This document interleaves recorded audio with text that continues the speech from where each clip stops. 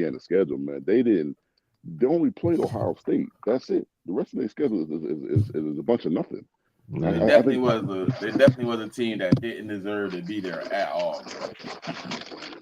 because I mean, like, if you didn't watch the game, you look at the score. Oh, it's 27-17. You would think it was close. That game was not that close, not at all. Yeah, I mean, you think it's gonna be another example of that today? I don't think so because a lot of like so I put together a 14 parlay. Like I took what Notre Dame minus the 3, and I took Clemson plus 14. I took SMU plus 14. I took Tennessee plus 10. I think the games today are actually going to be a lot better. Yeah, I think last night I just watching that game, man. Indiana just seemed outmatched. Yeah, they ended up making it look closer, but that was garbage time. That was garbage time money, man. They was pretty much in the collapse majority of that game. They did not look good.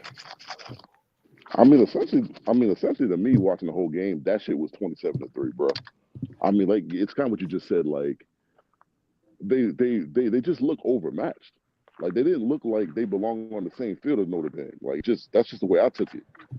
I don't know. Maybe it's because I also was I was watching the playback and like whoever the offensive coordinator was from Indiana, the dude is ass because. Because like you got a quarterback that's not a running threat, but you keep running the read option. Like Notre Dame don't know that this nigga can't run the ball. Like Notre Dame knows that. They have weeks to prepare for the game. They know the nigga can't run. And shit, I mean, he was just it was to me, it wasn't just the fact that he couldn't run. Like even when he dropped back, like the dude looked shook in the pocket, like he was like ducking like he was scared to be in the pocket or some shit. I mean, it's obviously it's gonna be. I'm a lot of people out here talking about like Boise State, but I think they're gonna be okay though. Depending on the matchup, I think they'll be okay.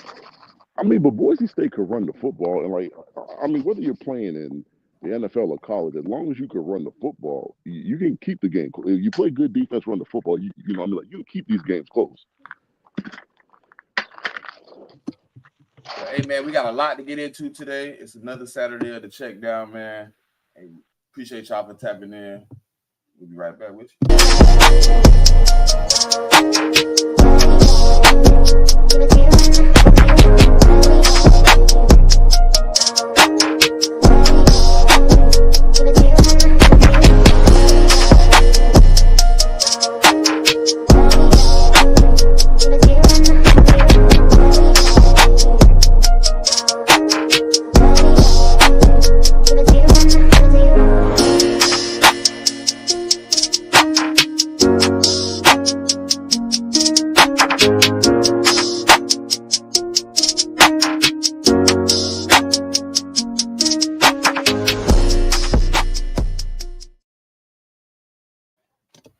What's up? Welcome to another episode of the Check Down. I'm one of your hosts, Smitty.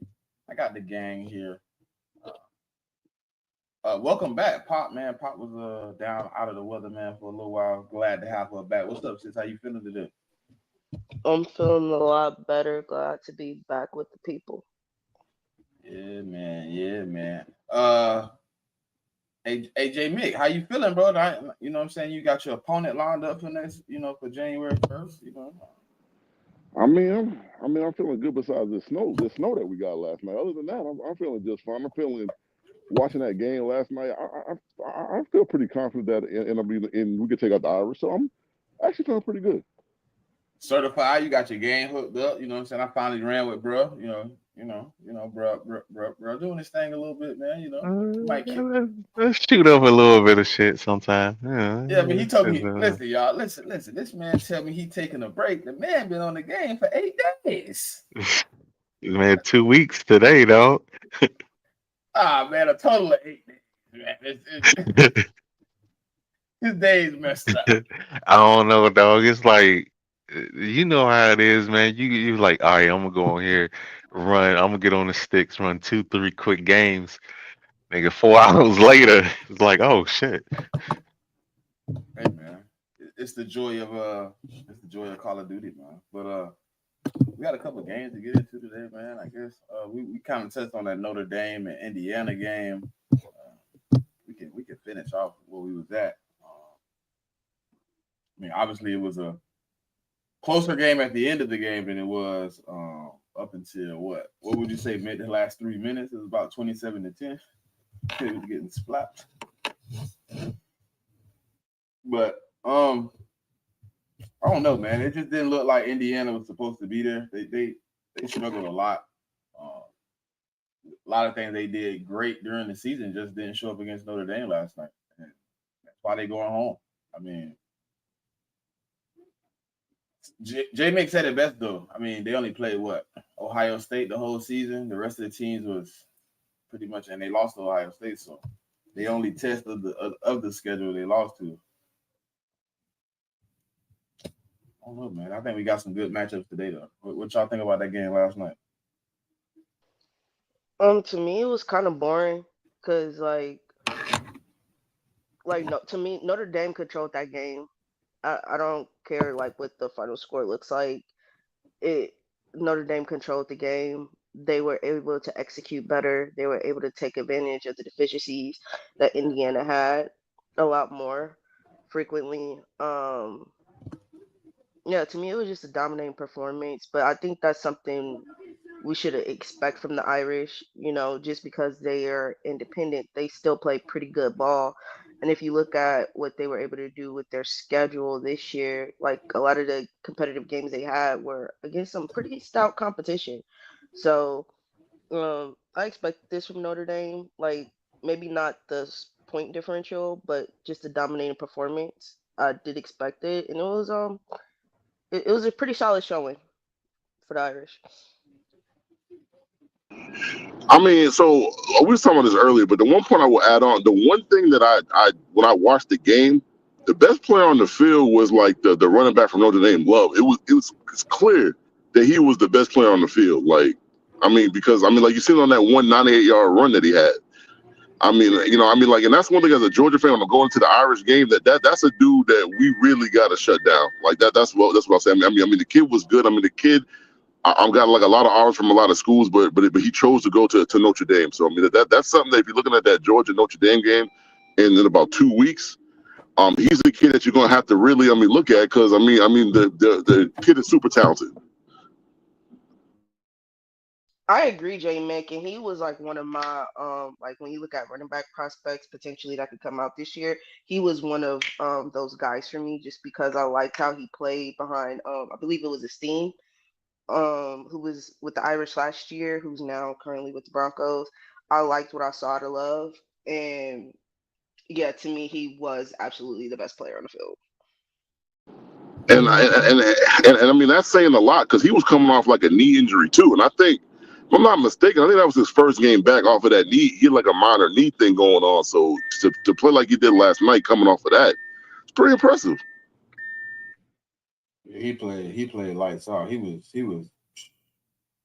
I don't even know what he finished with statistically, but he was really killing them. I asked that. Remember, I asked at the beginning of the season, like, was they gonna fall off? He had 8 carries for 108 yards. That man was cooking last night. Yeah, I mean, like the IU run defense is supposed to be. I think it's ranked before they went in the last night's game. I think they were like top. I think they're number 3 against the run. So, I mean, Love. Like I expected him to get some run and some yards. I just didn't expect him to bring a 98-yard, touchdown run. That shit. It surprised the hell out of me though. Yeah, that 98-yarder. I was like, whoa.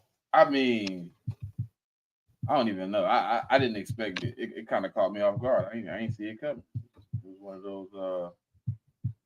I don't know. Maybe because I ain't watched a lot of they football this year, so maybe I was a little sleep on the Love guy. So seeing it maybe just shocked me. I mean, I seen a couple of their games.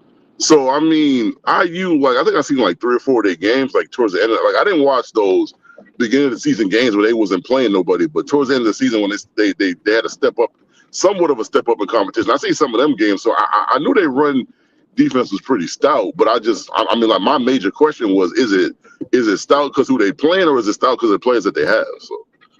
All right. So first game we got up today, we got number 11 SMU versus number 6 Penn State. Penn State favored by 8.5. Over under is 52.5. What you like today? Man? What you like on this game, man? So what I did was and I put together a 4-game parlay for the college football player. Like I took the Irish yesterday -3, so that already hit. And so in this game, what I did was I took SMU on the alt line, so I'm taking SMU -13.5. I mean, not minus, but I mean like plus 13.5. Because I think Penn State gonna win the game. So that's what I did on my little parlay. But like, I mean, if we're talking about the line's 8.5. This is kind of tough, man, because like SMU, if you ain't watched a lot of SMU football, man, these boys could score the football. I mean, like the quarterback Jennings, he is electric, like running and throwing the ball. I mean, his only issue is just accuracy. He's not always accurate all the time. And then I think the other issue is the fact that they got to go up to Penn State, and I mean, Penn State is a lot similar weather to mine. Like it's cold, and I'm not sure if they got snow, but it's cold. And so, like SMU, if you don't know, is in Dallas. For the viewers that don't know, so Dallas don't really. I mean, Dallas can get a little chilly, but it's not getting as cold as Pennsylvania gets. It's not getting that cold. But to say all that, I mean, I do love the over in the game. I definitely think the game is going over 52.5. I don't think, like, I'm not even sweating that. The 8.5.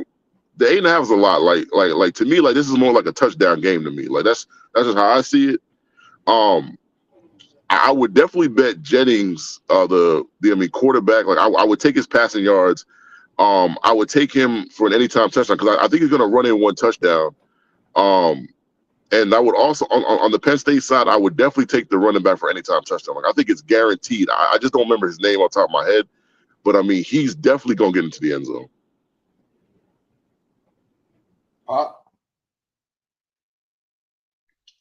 Yeah, no, I agree with most of the assessment that JMIK said. Like SMU, they can score points with the best of them. If you look at the 2 losses that SMU had, they were I think 3-point differential in the losses, and they were competitive games with, I believe, BYU and Clemson. Them playing in Penn State though, that's going to be a difficult task.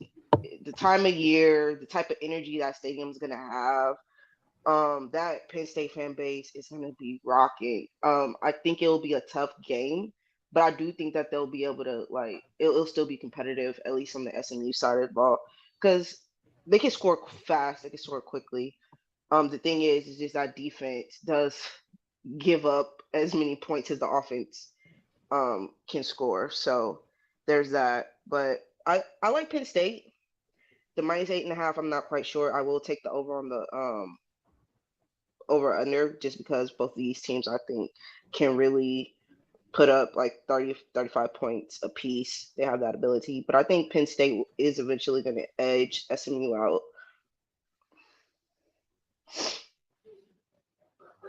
Oh man, nobody agree with me today. It's all right.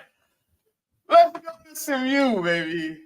SMU, I got SMU on the money line today. And I think SMU can come in and upset these boys. This is my upset of the day. I do like the over the 52.5.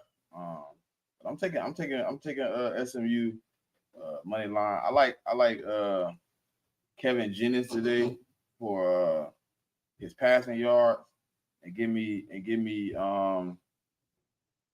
the running back for SMU, Smith, for anytime touchdown. Give me Nick Singleton for anytime touchdown. And give me Tyler Warren receiving yards. SMU money line today. SMU money line.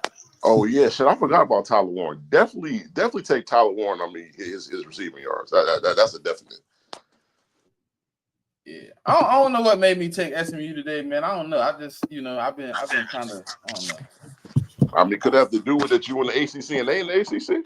Nah, actually, it doesn't, because this next game, I definitely don't got ACC good with. Well, the thing about you and Clemson, ain't no way you picking Clemson for nothing. So I'm not shocked by that. Nah, listen. I said if we didn't win, they would win. So I mean, I did low key pick it. Low key. Yeah, that's true. And y'all definitely weren't winning the ACC. So We'll be back next year. Don't worry about it. Number 12, Clemson versus number 5, Texas. Texas favored by 13.5. Over under is 49.5. And yes, I am confident we will be decent next year. And who's your quarterback next year? Just curious. They don't know. We don't know. But Gus probably gonna bring in somebody, man. I ain't gonna worry about it. Gus Malzahn got me. I'm gonna let Gus cook up, man. Yeah, I got Texas in this game. Yeah, I don't think Clemson is ready for the defense that Texas is gonna bring out and attack them with. I think the only time they seen a defense close to this was way early in the season when they played Georgia. I just think it's a one of those situations where it's gonna be an exciting game because of the rematch between Cade and Quinn. I just actually want Clemson is has enough. But as far as my practice today in this game, I almost took 2 years for it. To be honest. I don't know about the 49.5. But I do like Clemson. I really took Clemson plus 13.5. I took the under on the 50.5. I took Cade Klubnik 200 plus yards passing. I took Quinn Ewers. I didn't take Quinn Ewers for anything. And I took the running back for Clemson for anytime touchdown. Mafa.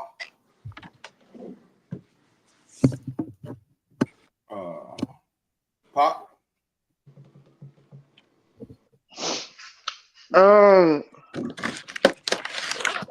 This is tough just because I do think Texas is gonna dominate. But Clemson, the last 3 games of the season, I think they can carry some of that momentum into it. I think it'll be competitive. I'm not sure about the minus 13.5. I do think that they potentially can go over the 49.5 total points. I'll just take Texas money line because just minus 13.5 to me, that's a lot. For me personally. But I do like Texas. I think they've been playing really good ball. Ewers' health, it's been kind of a question, but I think that offense will put up enough points, and the Texas defense just been playing lights out for most of this season. So I do like them to win. So I'll just take Texas money line and probably go over on the points scored.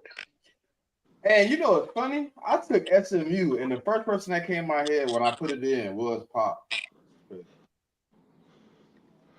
She kept saying dark horse, and I was like, you know what? I like them today. Because it was the beginning of the season. I said SMU could be a dark horse favorite for the ACC, and they did a lot better than I thought. I ain't gonna talk. They get that win today, boy. Oh my. Go ahead, Mick. Yeah, I mean, so I got to start off. But the reason why Texas is playing today is because we beat them. That's why they're playing today. So I just want to let that be crystal clear. My team won the SEC championship, first of all. But get past all that, I think Texas is gonna win the game.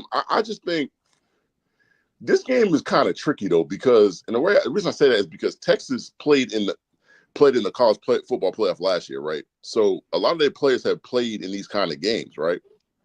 And so did the coach. The coach coaches kind of, so they're used to these kind of games. And versus Dabo has coached in a lot of college football playoff games and championship games. So Dabo himself has a lot of experience doing this. The problem for the Clemson is their players don't have this experience because they haven't really been back in a couple of years.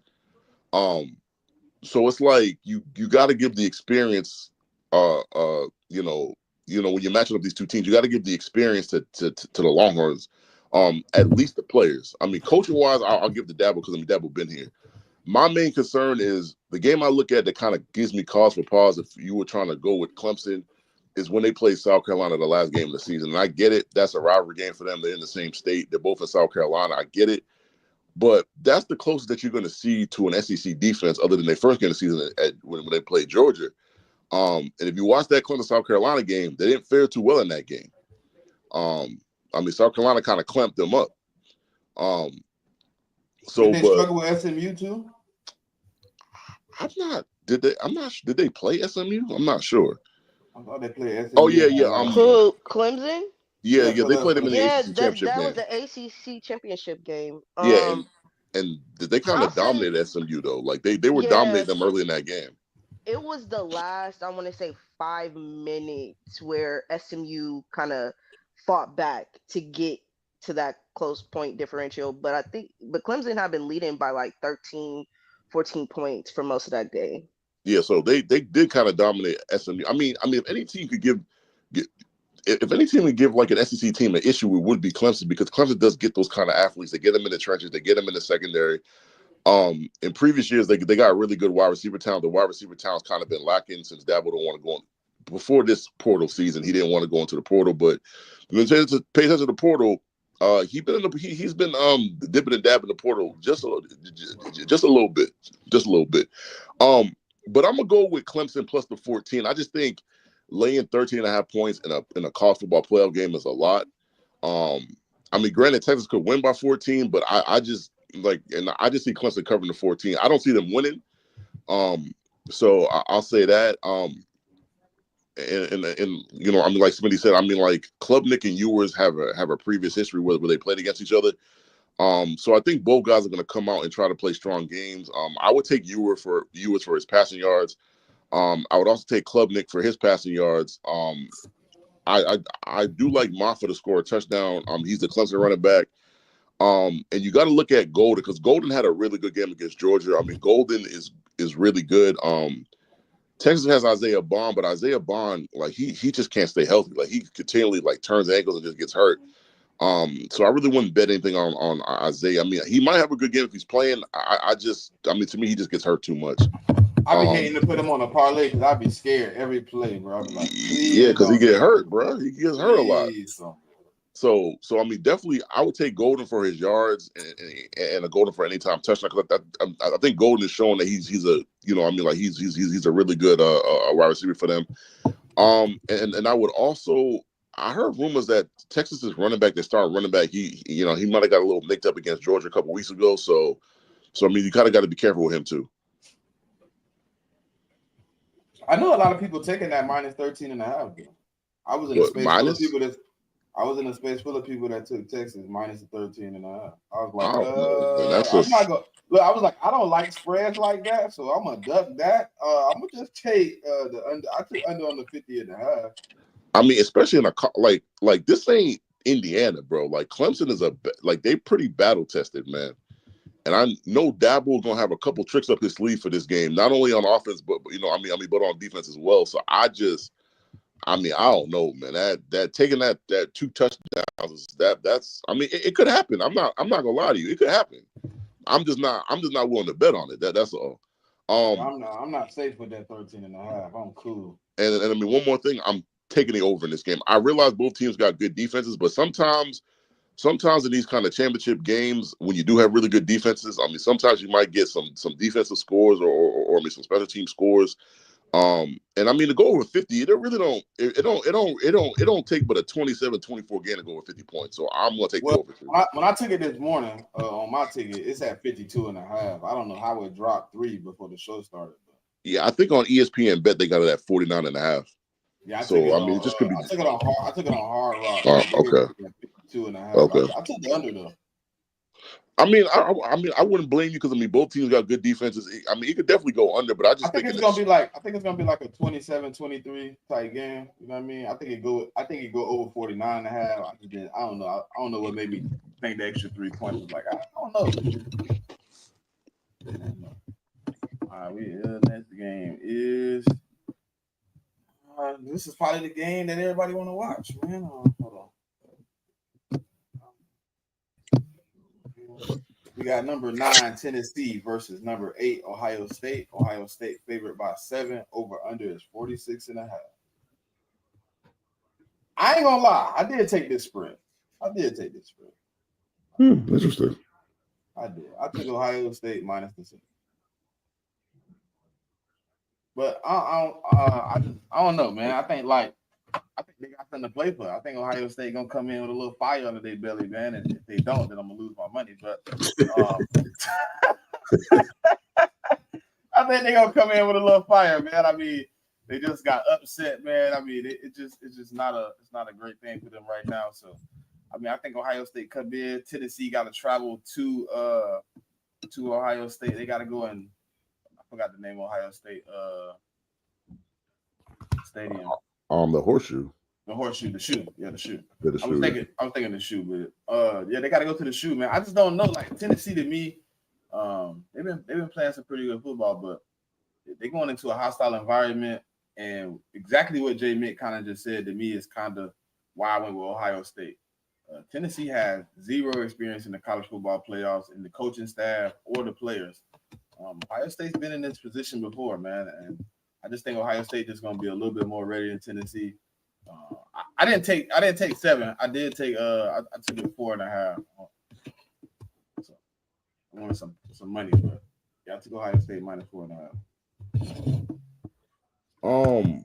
Yeah, I think on my little parlay I took a lot of dogs today. Like I took a lot of the plus, like the big lines. Like this line's only 7, but I think I put this up to like I think I put this up to 11.5. Like I took Tennessee plus 11.5 on draft. Oh well, I would have did that. Yeah, so Tennessee could very well win this game. I think this actually might be the best game of the day, to be honest.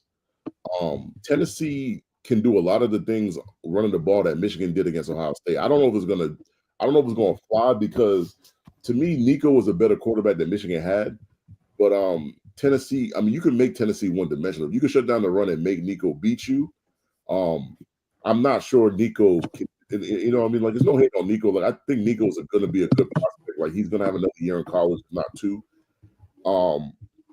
And so I think Nico will be good eventually. I just don't know if now is the time for him. Like you're not going to be able to just to run off that Michigan game plan and just running the ball. I think Nico going to have to make some plays in the passing game. I think that will be the difference in the game. If Nico can make plays, Tennessee can possibly win. But if he doesn't, Ohio State can win. My issue with Ohio State is Will Howard. Like I think Will Howard is dog crap. I don't think he's good at all.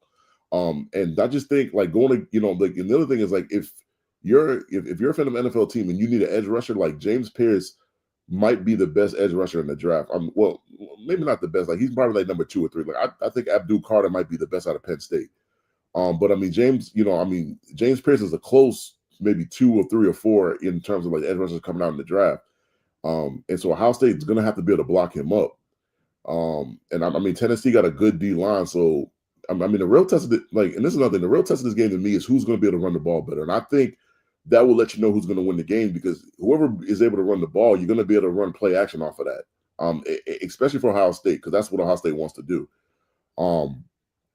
But yeah, so I mean, I think I took Tennessee plus the 11, but I mean, like, if you don't want to raise the lineup that much, I would just go OSU like -3, -4, something like that. Because I think it's going to be a 1-possession game. What's the over under this game? Over under is 46.5. Both these teams like to run the ball, so this game could go under 2 based upon the style of play. But I'm gonna always go for the points. So I'm gonna go over. Player props I like in the game. I'm not really going to mess around with either of the quarterbacks. I don't really trust either of the quarterbacks. I'm going to go with the running backs because I think the running backs score a lot in this game. So Samson's definitely scoring a touchdown in this game. I mean, the boy got 22 touchdowns this season. So I know for a fact he's going to score. And then I'm going to take Travion Henderson to score because he's more that goal line power back. People love Judkins, but I mean, like I think when they get down goal to goal, like 5 and in, I think they're going to give Henderson the ball instead of Judkins. That's just the way I see it. I mean, Judkins could very well get in the end zone too. And so if you want to place a single bet on that, I mean, I wouldn't really have a problem with that.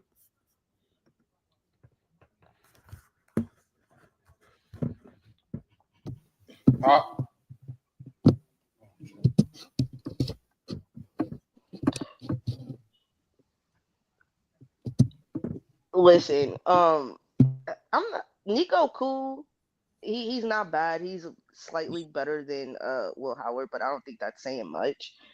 I think Ohio State is gonna win this game just because I don't trust Nico's arm to get the job done because I do believe that Ohio State can shut down the run, and once you do that, it's gonna get tricky.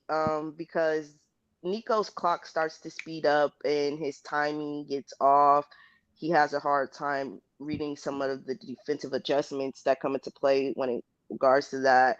I've seen the games when Nico has been forced to win the game, and it hasn't really been a great offensive production from the Tennessee side.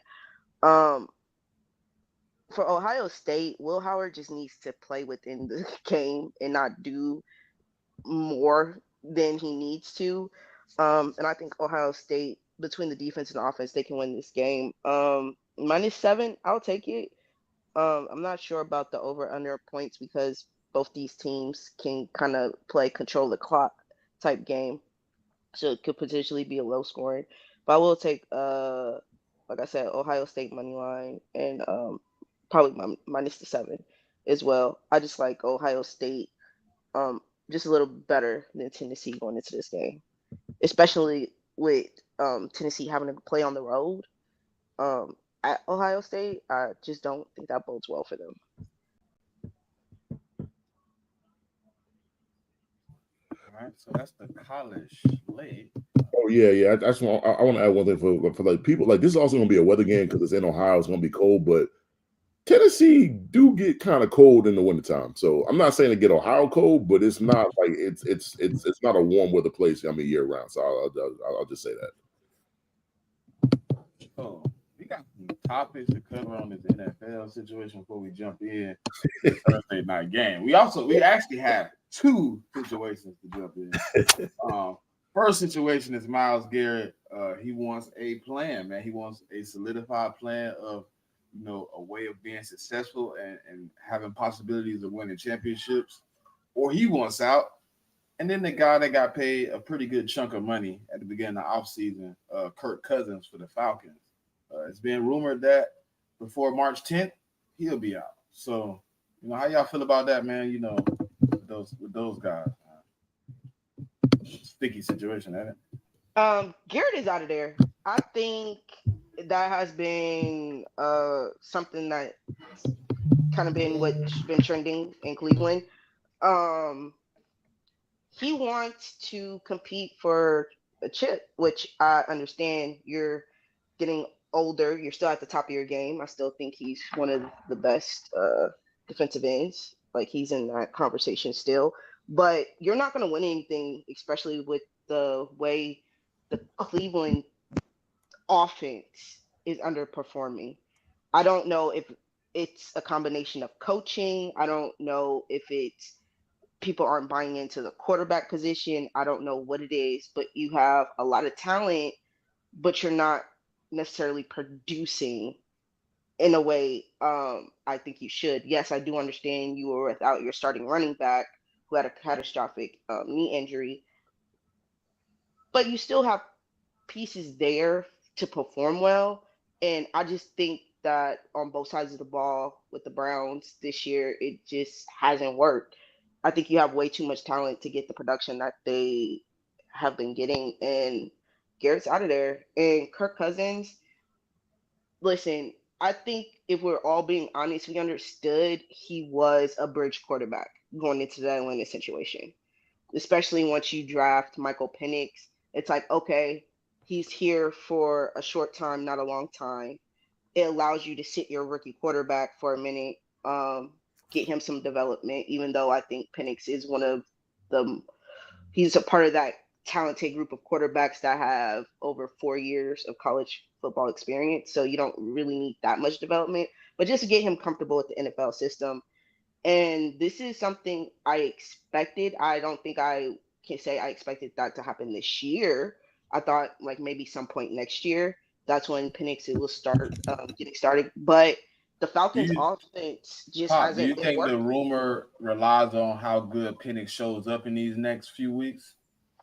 I don't think that's gonna matter, to be honest. Okay. I think they understand that they're handicapped at the quarterback position. You look at the Falcons offensively the last 3-4 games. Kirk's been the issue. He can't move. Like he was a check down merchant, can't hit those. It's a very stagnant offense. He's very limited as a quarterback now. I don't think he's fully gotten healthy from the injury, and we're seeing those limitations. So I think Penix starting, I don't think it matters how he performs. I think he's going to be the starter moving forward anyway.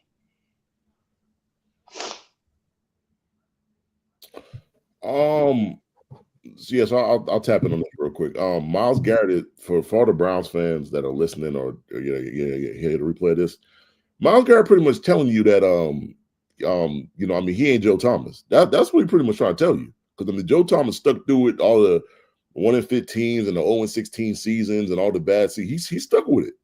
Myles is telling you, I'm not him. I'm not sticking with it. Like, you're gonna have to make this, you're gonna have to come to me with some sort of plan. And I don't blame him. Like, he making money, but it's like at the end of the day, you're a competitor. You want to win. And let's face it, the Browns, they made the playoffs last year, so that's why he didn't hit his last year. But like, he looking at that quarterback situation and he looking at it like it's looking real shaky. Because Deshaun Watson tore not his ACL, but his Achilles. And granted, Deshaun's a lot younger than Kirk Cousins and Aaron Rodgers, but you've seen the returns on those guys, how they came back, and it just doesn't look good. And so he just want to plan. I don't blame him. Like, he's one of their franchise cornerstones.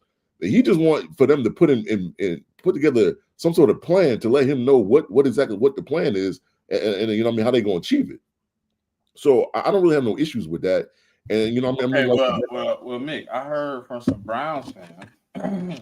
You probably gonna think this is crazy, but I thought it was crazy when I heard it. They believe a part of that plan needs to be Kirk Cousins coming in and being the alleviation for Deshaun. Are they high? I'm telling you what I heard, good brother. They said, man, we might as well just go ahead and go get Kirk, and then at least we got some, we got some depth at the quarterback when Deshaun come back, to really help us out, so we don't end up in this situation again where we unreliable at the backup. So you want a depth of bad quarterbacks? What kind of plan? Like, why would you like this? See, this thing get me with some fans I'll be listening to, man. Why do you want bad? Like, who the hell wants bad depth? Like, bad depth? Like, no, I don't want bad. I want good depth. I want good players to give me good depth. So when someone get hurt, I have someone I could rely on to come in the game and perform. I don't want bad. I don't want to influence the bad people on my team. That's when I heard them say we should get Kirk Cousins, bro. I was in there listening. Like, no, what y'all need to do is try and draft a quarterback. Try and draft a guy that's cheap, and I'm not talking like DTR 5th, 6th round. Try and draft. I'm not even telling bro. Hold on, JMIK, you should have known it was sad because the person that started it, for all the Browns fans to agree with him, I knew it was a cold day in hell. And who was it? BK. It was BK, bro, and then all the Browns fans. It was like 3 Browns fans in the chat. They were like, "Yeah, man, I think BK right." God, like, sometimes when you're lost, boy, you just lost in the forest, man. You just lost. Cousins, you might as well go ahead and ask Browns Garrett, is he willing to do some type of refund before he leaves? Because he's leaving. Like, why? Like, I just, like, sometimes you got to just think about it in a logical fashion. Like, all you're doing is you're digging yourself a bigger hole for your grave. You just keep digging. Like, bro, draft like I said, the Browns gonna have a top 10 pick, so you could draft whoever you want in the top 10.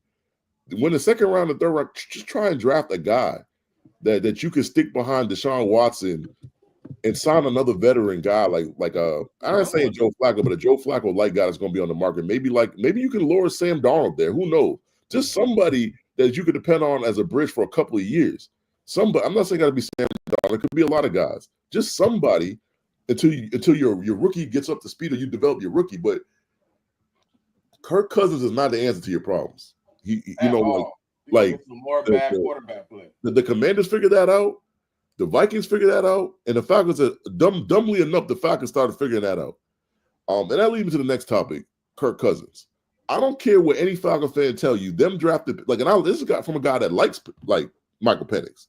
I was campaigning Michael Penix all year last year on his pod, so I like Michael Penix.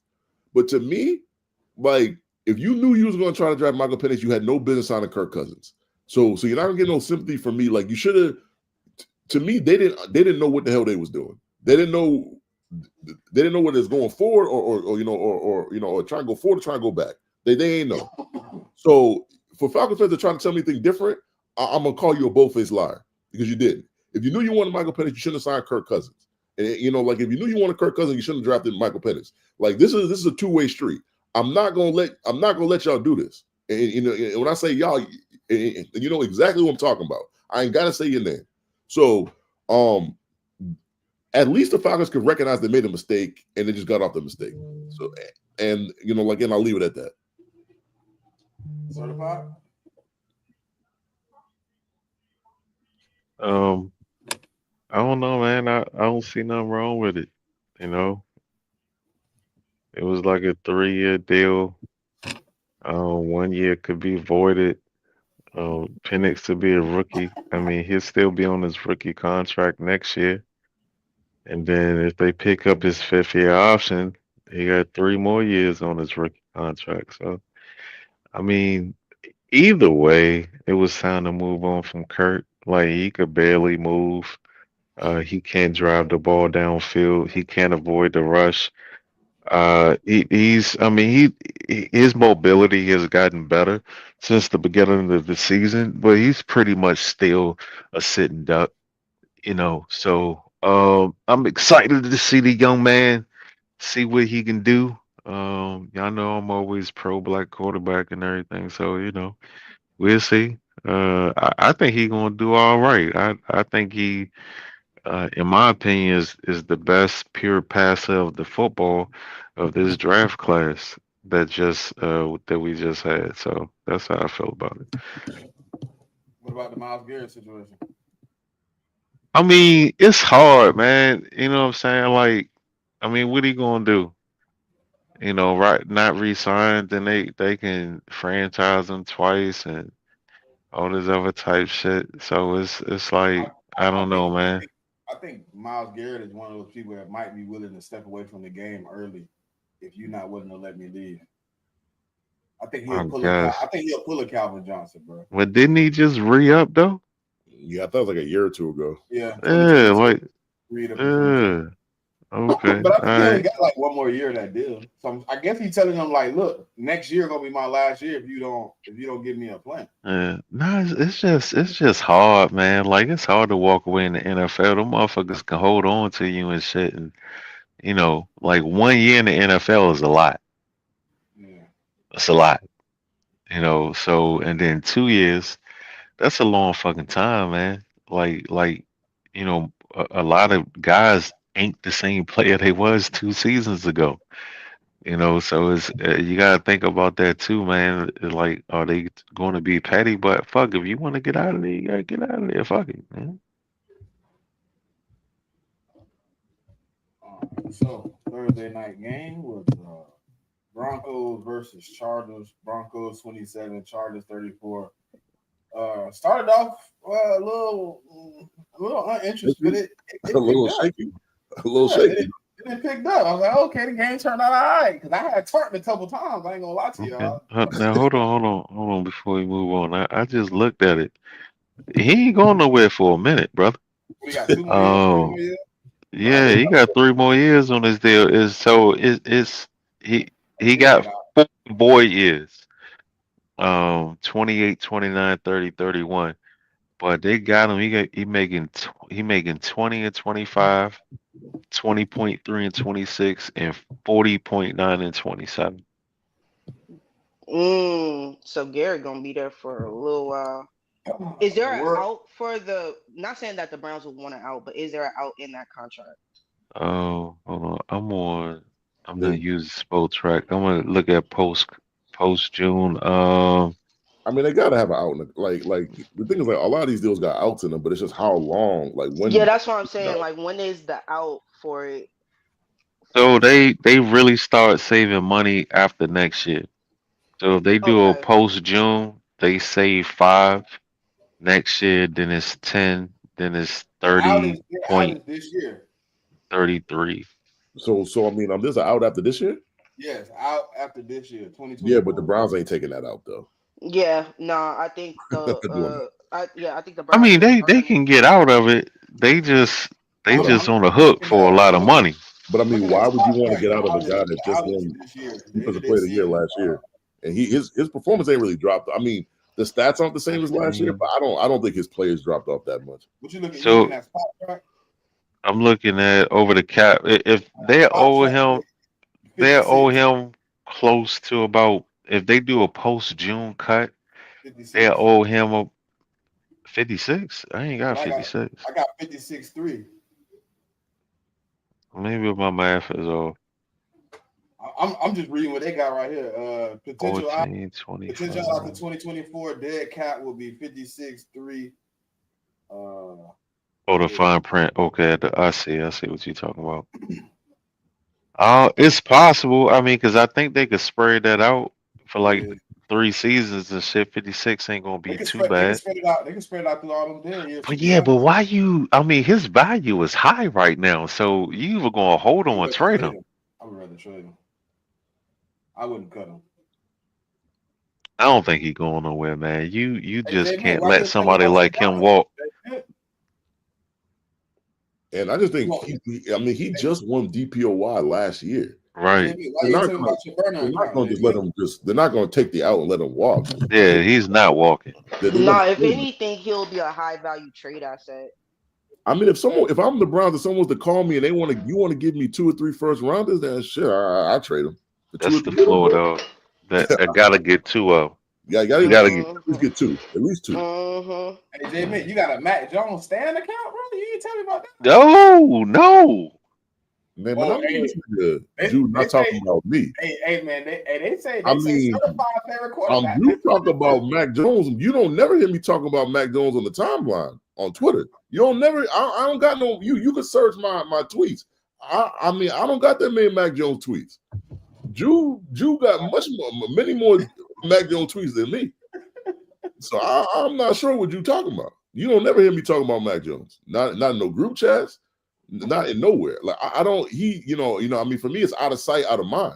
He left my team. Jacksonville problem. Yeah, I mean, he left my team. So, and I mean, like Mac Jones, I don't really got to talk about. But Mac Jones, do me a favor, and I mean, beat the Raiders this week, though. I mean, not beat, but I mean, lose to the Raiders. Do me that one solid though. Nah, he winning. He winning that game. Oh yeah, I mean, I'm so hoping he winning that game. He winning that game. Hey, sir, they say your favorite quarterback in the league right now, man, is Matt John Stafford, man. That's word of the street. That's what they said. My John favorite. Matthew Stafford. Yep, John Matthew Stafford. That's my favorite cornerback. Quarterback. That's your favorite quarterback in the league. That's word on the Okay. street. That's what Jude said the word on the street is. I'm just relaying what he said. I don't even know who that is. John Matthew Stafford. I mean, well, Is his first name John? I mean, I'm not sure. It might be. Is his name really John? It could possibly be. I'm just not 100% sure on that though. I know Jude know too. Jude a extreme troller. His name probably is John Matthew Stafford too.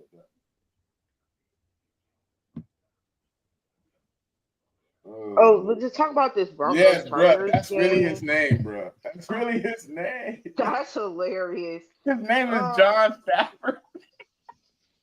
But Herbert, I think to me Herbert is one of them quarterbacks that don't get talked about enough in regards to working with less. And for him to be able to kind of pull that win out for the Chargers, I think that shows us the type of quarterback talent that he is. To me, it's Lat McConkey and others, and he's elevating the others, in my opinion. I don't think that they have a really stout run game. With Dobbins being out, I think Gus Edwards is a drop off, but he did get some steady production. But to me, the key to that game was Herbert. So do you think JK coming back next week is the key to them kind of making a little push if they make the playoff? I think he's their best dynamic running back on that roster. The Chargers are, to me, they're pretty locked in, man. Like they play us next week. They're going to beat us, and once they get to 10 wins, they're going to clinch a berth. So I think they're pretty much locked in. I think the only team that's in danger is the Broncos. I think that's the team that can not be in the playoffs. That's currently in the playoffs right now. What y'all think the chances of the Bengals is? I mean, I know they fight. I think the Bengals' chances are cooked. Because you're relying on too many other things to happen for you to make it. Bengals fans should just play the Mega Millions at this point. That's what they should do. Don't they need the Broncos to lose out? They need the Broncos to lose out. They need the Colts to lose 2 out of 3. And they also need the Dolphins to lose 2 out of 3. That's just a lot. That's a lot. Jesus Christ. That's a lot. They're praying on the rainbow. The only thing is that the Bengals do play the Broncos next week. So that's why the Bengals fans on the app was cheering for the Chargers to win, because they knew they had to play if they beat the Broncos next week. If they win this week and they beat the Broncos next week, and the Colts or the Dolphins lose 2 out of the next 3, then they got a chance, because don't forget the Broncos got the Chiefs last week of the season, and so we don't know.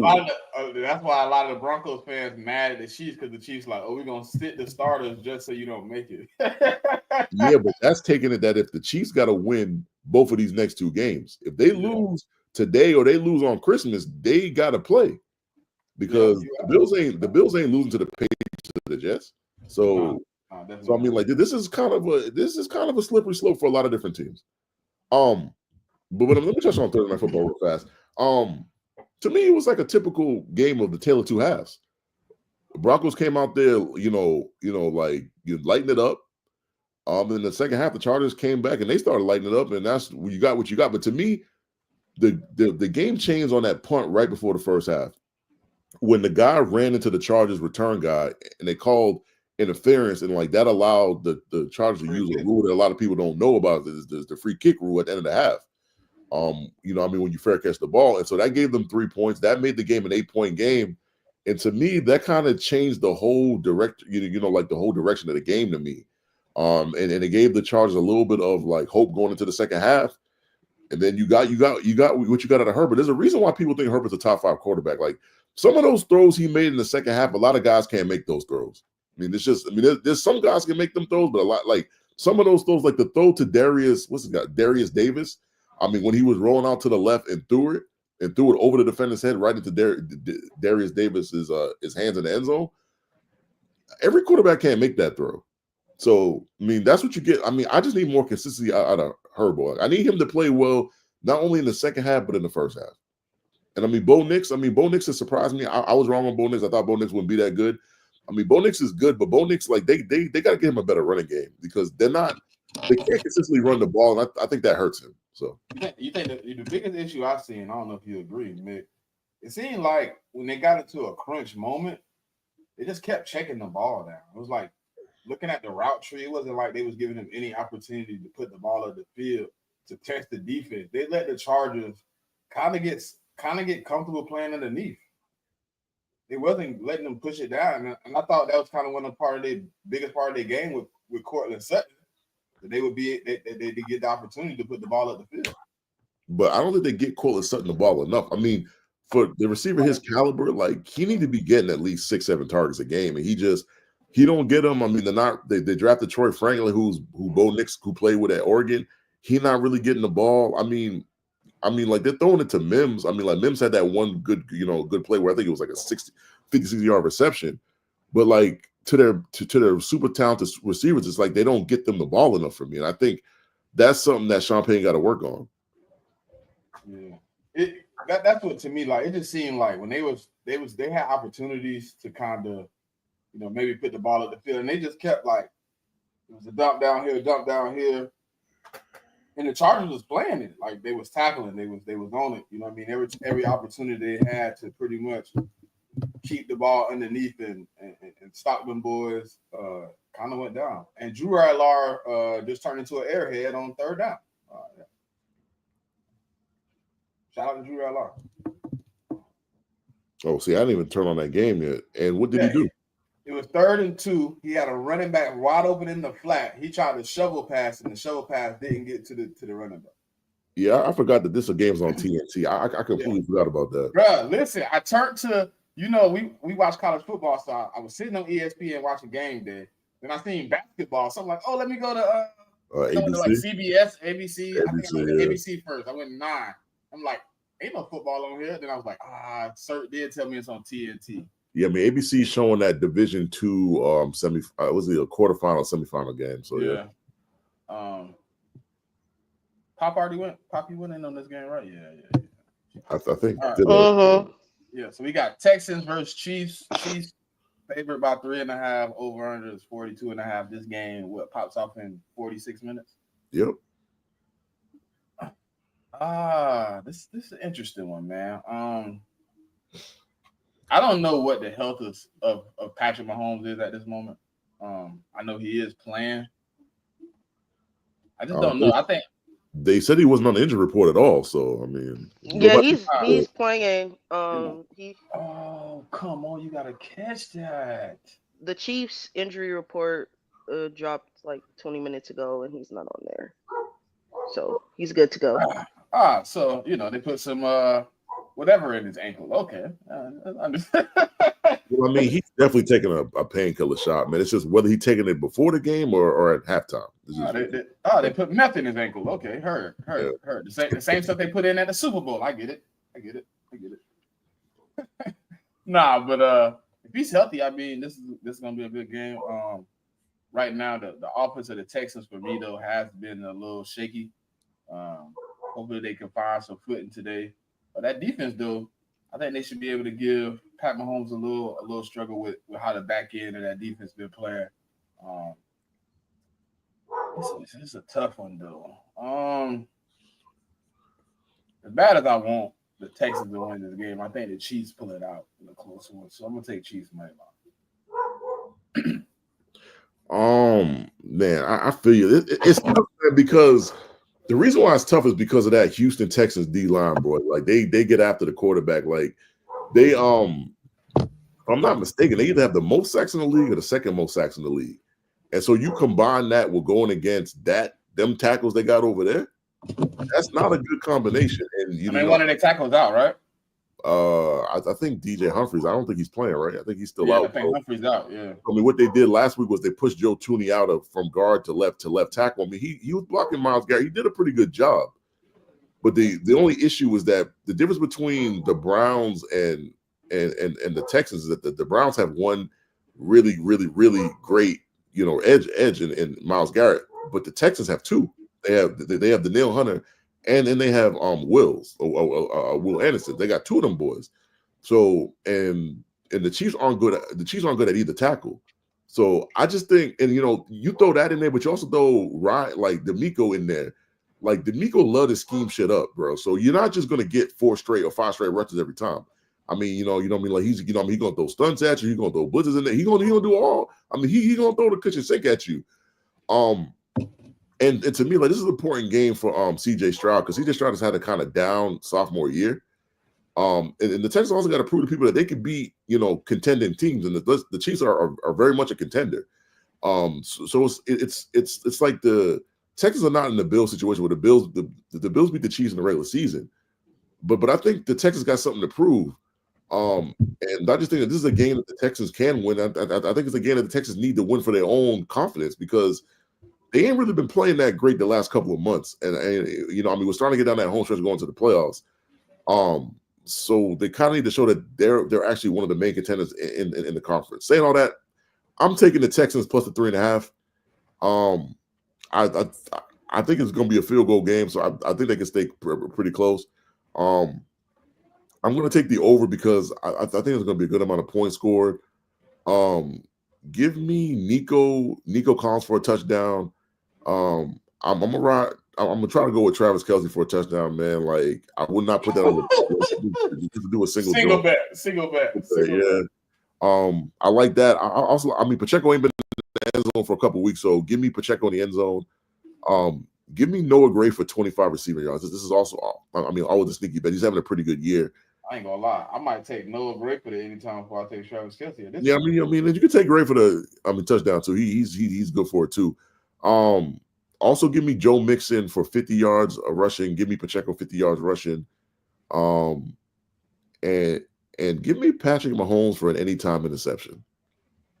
Hey, you know what's funny, bro?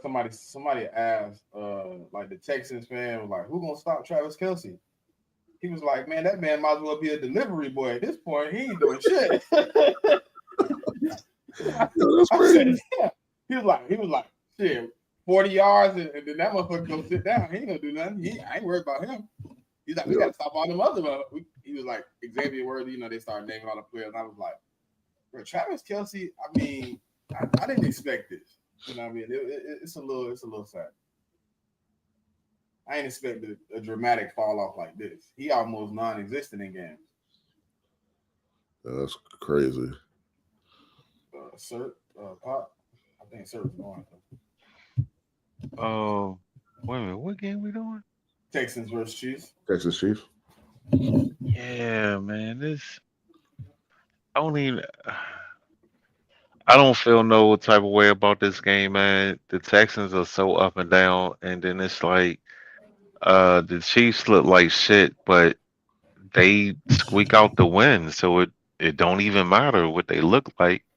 Um, I don't know, man. I don't know what to look for in these games with the Chiefs, yo. Like I just I don't see how they be winning these games, bro.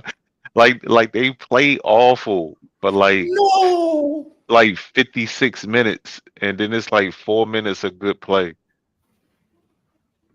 Did he drop the ball?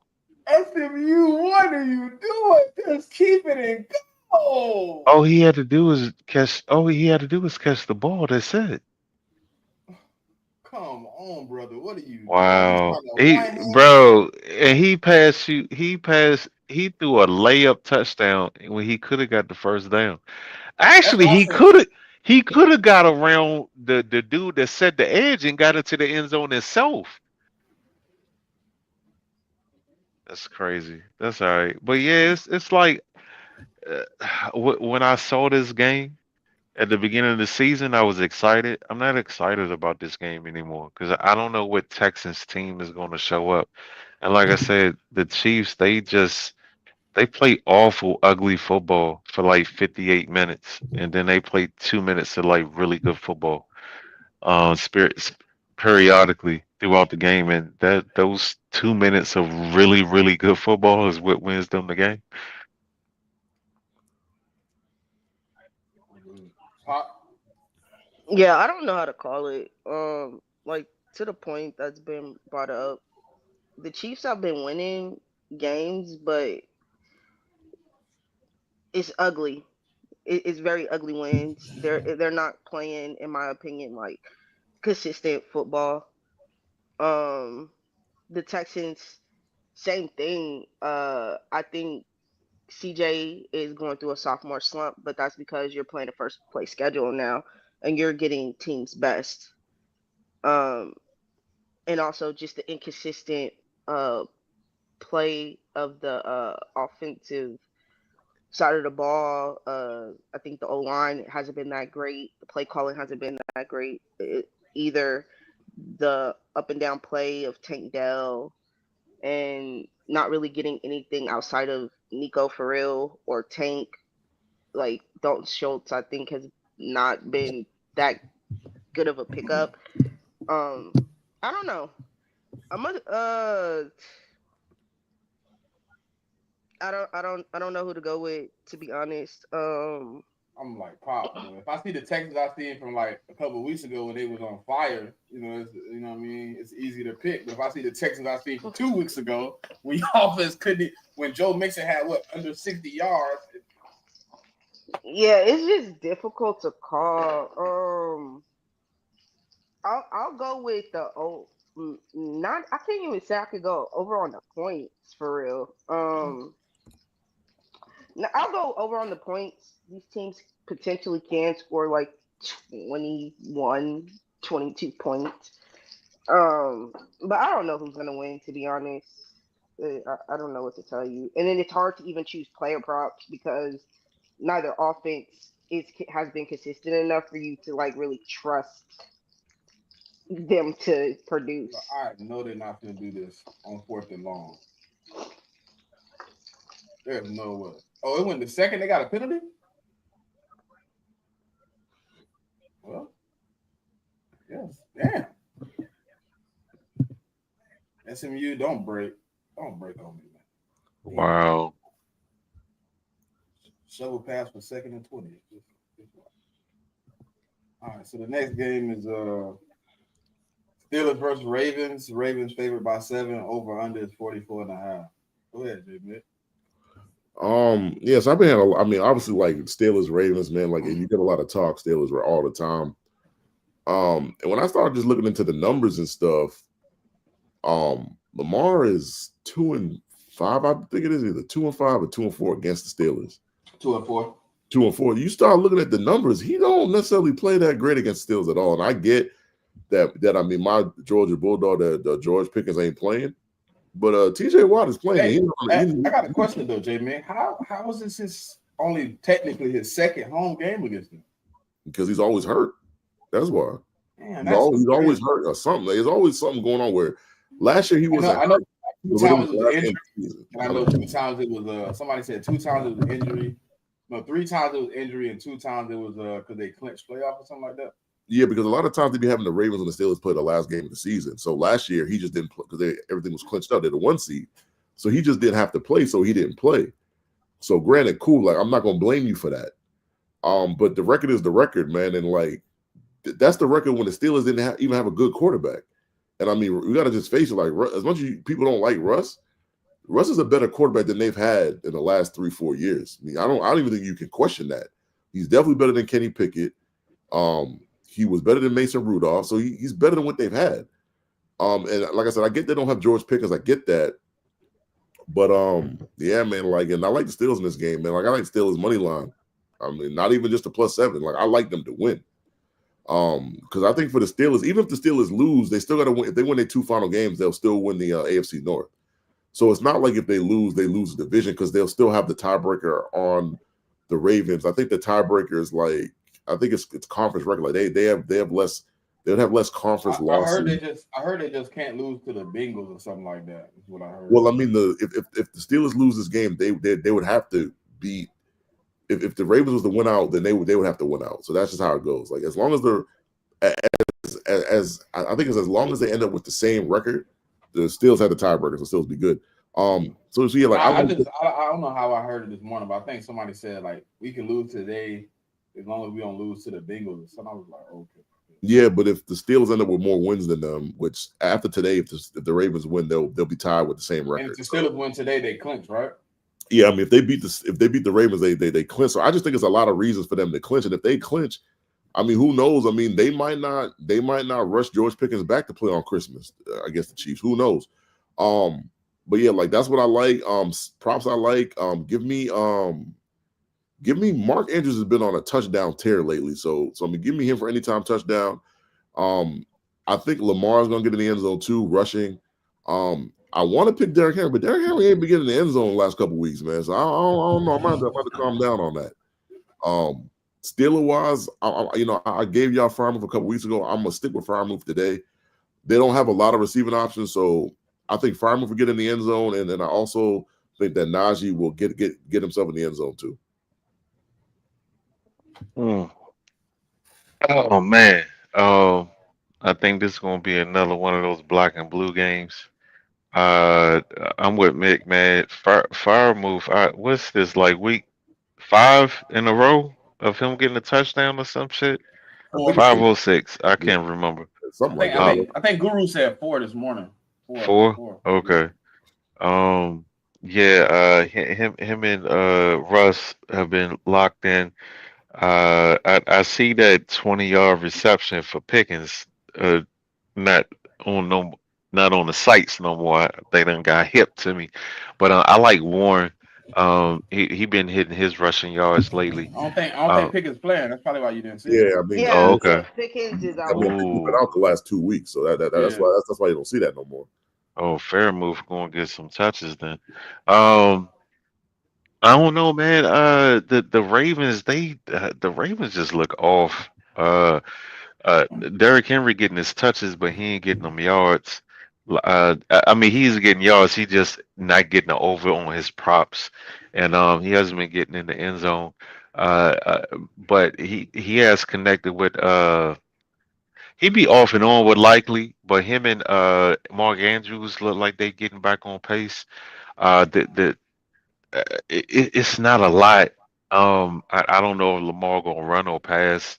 It's just I don't know, man. It's a lot of questions with a lot of teams this late in the season, and I don't know. It's just I'm not used to this.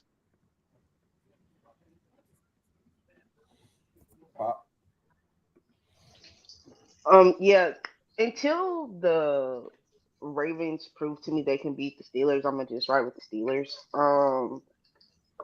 I do think that Lamar Jackson, like the Steelers have Lamar Jackson's number when he does play. They're able to limit his running ability. Not saying that they they shut him down. They can contain him. They have the pieces on defense to be able to do that. They were able to contain Derrick Henry when they played last game. I'm gonna go with the Steelers. I do like the prop with fire move. I think he's been getting consistent. A sneaky one might be Calvin Austin for the Steelers. He's been getting a little bit of play, so if you want to take his receptions, I would go with that. And Mark Andrews, just he sneakily has been a good pickup in fantasy if you wanted that. And then also player prop, his touchdowns has been hitting as well. So I'm gonna go Steelers money line. No, you goofy dude. Pick six. Yeah, that might be that. That might be that. Come I on, guess I'm one about to o'clock. see it. Yeah, I'm about to see, but I guess I'm about to see it right now. Yeah, let 1 o'clock come on so I can turn this shit up. That just made me mad. Steelers versus Ravens. I'm gonna agree with Pop and JMIK. I mean, Watt playing and usually when them boys play, they have his number, man. They pretty much can stifle Lamar. Lamar turned into a different quarterback when he played the Steelers. It ain't the same Lamar you see versus 30 other teams. It's a totally different guy. He turned into a turnover guy. I think the last time I see him play the Steelers, I remember him getting like strip sacked twice. He barely had like 115 yards pass. It was an ugly game. Like I ain't talking about this year. I don't think. I don't remember. I remember that what they played Thursday. No, that was the Browns. They just played a couple weeks ago, right? I thought it was a lot. I thought it was like midway through the season they played. I thought it was more It than a was the couple. Browns. It was the Browns they lost to just recently, right? Yeah, the Steelers The lost to the Steelers. Browns on Thursday Night Football. Yeah. That game where it snowed. Yeah. Yeah, I mean, it just when he played him, bro, he just I don't know. He's not the same Lamar. It's like he be thinking about how to play the game when he played the Steelers. Like he be processing like, should I run? Should I not run? Is TJ coming? Is he not coming? Is that open? Is it not? Like he just be making like the uncalculated Lamar mistakes, like things I don't see coming. So I'm gonna just go with the Steelers. I'm not touching Najee Harris. I think he's gonna be on punishment this week. Fumbling last week with the game on the line. I think the OC and Arthur Smith and Mike Tomlin is gonna have him on a low count. Give me Tyler Warren rushing yards. Give me fire move anytime touchdown, and give me Lamar Jackson anytime. I think he had to run in for one at some point in the game. And Mark Andrews, yeah, I'm gonna go with y'all on that too. Mark Andrews anytime. Give me the Steelers money line. All right, we got Rams versus Jets. Rams favored by 3, over under 46.5. The Jets had a pretty good game last week, man, but Yeah, they also played the Jags too, man. I was just gonna say that, but they did play one of the worst teams in the NFL. You should, and I mean, it wasn't even really crazy that the game was as close as it was too. Like, kind of don't say much for you as a team, but I think the Rams right now playing good football, man. They're looking to try to solidify a spot in the playoffs if they can. I got the Rams winning. Give me Puka Nacua receiving yard and anytime. Give me the running back for the Rams anytime. And I'm gonna take a slider because this man came out and complained. Give me Garrett Wilson anytime. Yeah, I can go next. So typically when we have this kind of situation, we got a West Coast team coming to the East Coast for a 1:00 kick. It could be kind of tricky. But then I was in a Jet space this morning. They were talking about it because they had a Rams fan talk about it. And Sean McVay's record when his West Coast team comes to the East Coast is actually pretty good. So you might want to throw that out the window. For me, I'm taking the Rams. I mean, give me the Rams minus the 3. Like there's really no. I don't have no problem taking that. I just think the Rams got everything to play for. The Jets ain't got nothing to play. Like the Jets, they're not playing for anything. Like they're playing for draft position at this point. So yeah, so I mean, for me, like unless you want to screw up your draft position and you want to find yourself outside the top 10, then you go ahead and win this game because I think the Jets will be the last game of the season. The Jets have the Dolphins in New York, and I ain't want to play that game in the cold. So I think they're definitely winning that game. So this is a game that you got to lose. And I just think Matthew Stafford has had 10 days to kind of rest up since his last game. And you give him a lot of time. And I mean, like at the age he's at, and like, I mean, the amount of passes that he's thrown throughout his career, and I think he's going to be fresh. And Puka is at what season he's having, man. I mean, like, good luck. I mean, good luck guarding him. And the problem with the Jets is they're like second cornerback. Like, I don't know if they're going to be able to handle Cooper Kupp. And they also got to handle Kyron Williams. And like I've been hearing, Quentin Williams might not play in this game, which creates a huge hole in the middle of their defense. So I just don't see it. So I mean, give me the -3. I'm gonna stay away from the over the under because of where the game is in the Northeast. It's pretty cold up here, so I just don't. I'm not gonna do the over the under. Like I'll leave that up to y'all and I'm like y'all decision making or whatever. Props I do like. I mean, give me Kyron for his rushing yards. Give me Kyron in the end zone. Give me Puka receptions in his yards. And I also think Puka gets in the end zone. Like the two guys I like for the Rams in the end zone are Kyron and Puka. The Jets side, give me Breece Hall for about 40 rushing yards. I do like all the so all the talk with Garrett was just I'm kind of with Smitty on this. I think he has a good game. So I'd probably take him for something like 5 receptions, 50 yards. Devontae on a tear right now too. So I probably think that both of them can go for 5 receptions, 50 yards, both of them.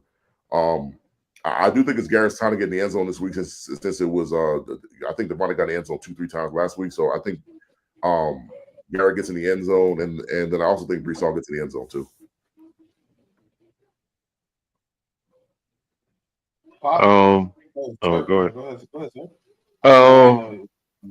Fit is what's my man what's the little running back that they like so much? Breece Hall. Is he out? No, he playing.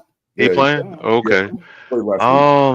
You just got Aaron Rodgers who, check out every time they run the ball. He just I mean, regardless he play or not, Aaron and Garrett, they kind of locked in. So Garrett is going to get his touches, catches, and receptions. I don't know if he's going to get in the end zone. Him and Tate, not so much. Breece Hall, I don't know. I'll probably look at his total yards, rushing and receiving, before I put some money on him. The only thing that I like on the Rams is Kyron Williams. I'll take his his rushing yards, his receiving yards, both either or. I think it should be a good game.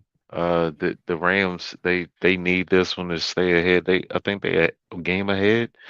Well, I know if they win this game right here, um, we can't win a division. So they definitely going to try to lock this one up. Um, I think the Rams will edge them out. The Jets some shit like they've been all year, healthy or injured.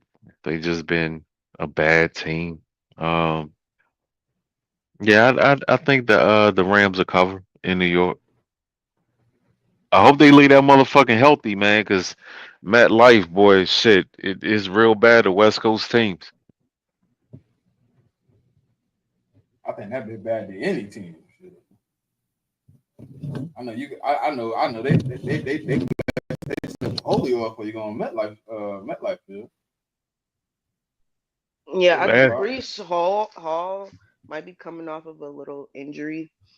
So I'll probably look at Braylon Allen, see if he gets a little bit more burn this game.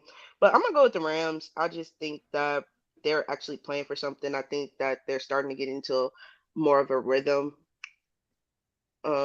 especially offensively. Getting Puka worked back in, Cooper worked in, and Kyron, he's kind of been on a tear. If you haven't watched Rams games, Kyron Williams has been one of the steadiest offensive performers for the Rams. And I like him in this game as well. I think defensively the Rams have been gelling a lot more. A lot of that young talent has really shown up and showed out these last few games for the Rams, and I think that'll continue. The Jets they're just dysfunctional from top to bottom. Yeah, you won a game against the Jaguars. It's the Jaguars who are being led by Mac Jones, and you were kind of in a competitive fight with them when I think that team ain't really playing for anything or for each other. And it was a pretty competitive matchup. So I think that goes to show the type of talent or the type of team that the Jets are at this moment. I do like Garrett Wilson's props because Aaron Rodgers is gonna spam him, so he gonna get his. He don't get whatever his number is. Wilson is gonna get it. Outside of that, I don't know. Like I said, Brees Hall, he might get 40 yards rushing, 40, 50 yards. I would just limit, be hesitant on any of his props for real. Just like I said, he's coming off of a slight injury from last game. And I'll look at Kyren and Puka as Rams play targets. And that's just So next game we got Eagles versus Commanders. Eagles favored by 3.5. Over under is 45.5. If we win this week, clinch the division, clinch the 2 seed. I don't know, man. Last game, I felt like we dominated them. I think we ended up doubling the amount of yards they had on offense. It was a Thursday game. The two guys that they had last time they gave us the most problems was Zach Ertz and Austin Eckler. Austin Eckler is out. Zach Ertz is still in concussion protocol, so I'm not sure if he'll play. I think the biggest thing for me in this game is probably just making sure you can continue to frustrate Terry McLaurin like you did the last game. I don't see them having a receiver threat with De'Ami Brown and Noah Brown both being out. I mean, De'Ami Brown's just coming off the practice squad and Noah Brown being out. I think it's a game the Eagles should be able to win.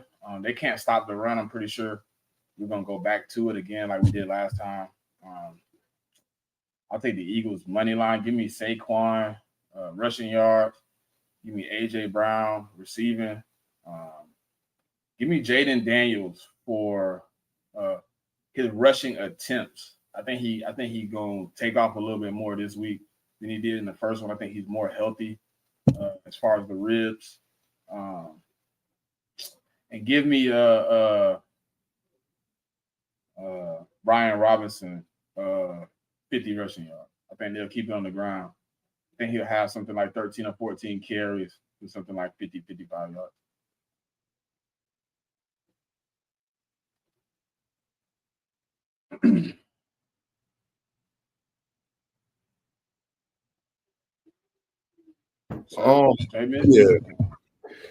So going into this week, I had 3 games of the week, and this is one of them. We already talked about the first 2, like the Chiefs game and the Steelers Ravens game. Those are my other 2 games of the week.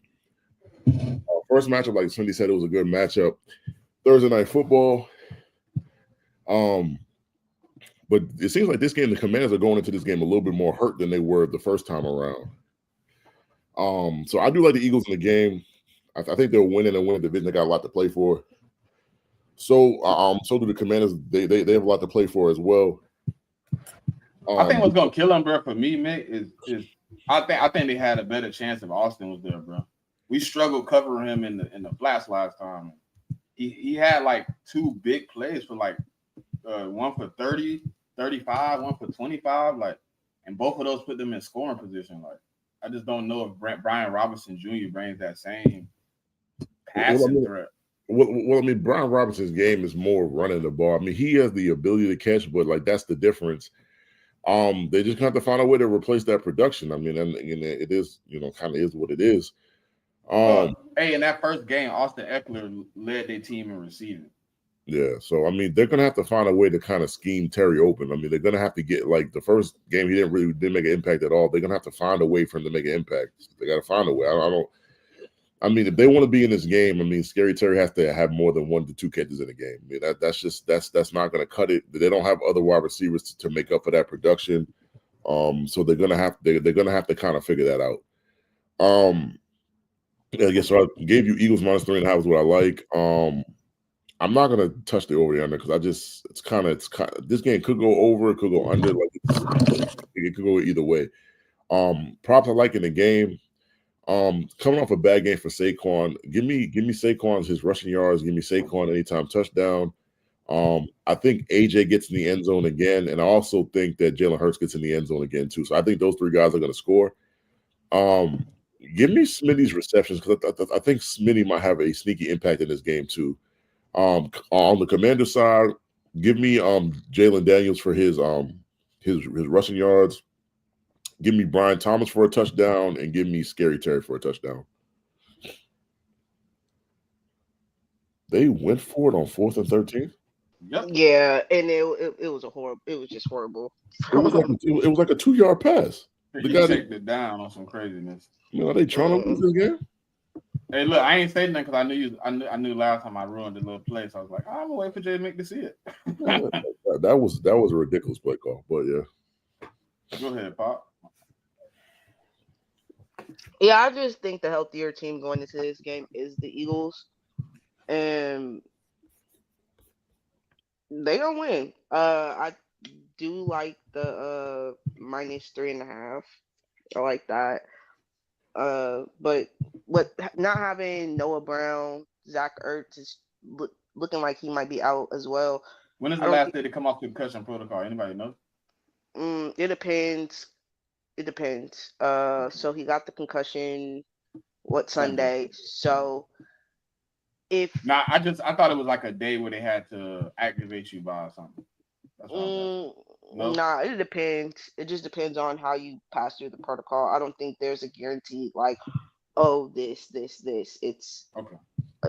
Certain. Somebody told me he steps. had to be clear by sometime today or something. Yeah. So basically, you're looking for the injury report today, and if he still hasn't cleared concussion protocol, he's going to be out.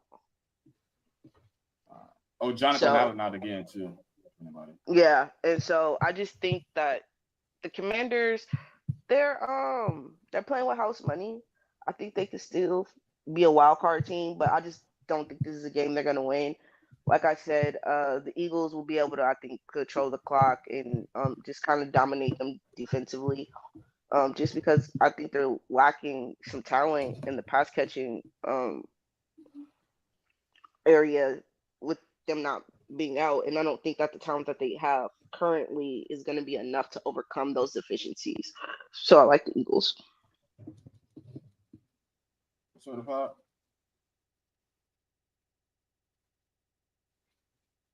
It's a division game, so it's like I can see on paper, Philly should it shouldn't even be a contest at all. It should be like Alabama versus Middle Tennessee Valley State junior college and shit. They do in the SEC. But yeah, man, Terry is pretty banged up. The Eagles are healthy, and they kind of.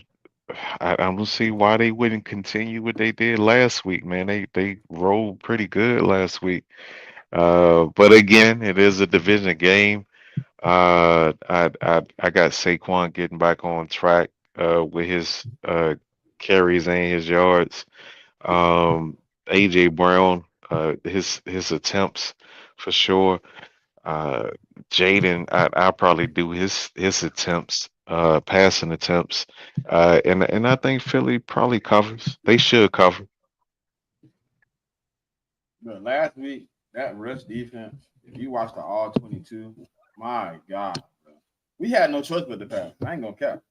When Saquon came on the field, they instantly went from 5 in the box to 7 in the box immediately. Like wherever he went, they made sure if he came on that field, boy, they was not playing. That man missed a quarter and a half, and I watched to see how their defense reacted. It wasn't the same. As soon as Saquon touched the field in the fourth, them boys was on it. I was like, boy, they was intent on making sure Saquon didn't. Well, JMIK said it though. They made sure Saquon wasn't gonna get close to even averaging enough to get that record on them. Yeah, I just think teams are gonna get like they don't want him to break the record on them. But right. The problem with the Commanders, though, I don't know they got the front seven to do that though. That's the only thing. That's what the issue come in with that. The Steelers they got the personnel for that.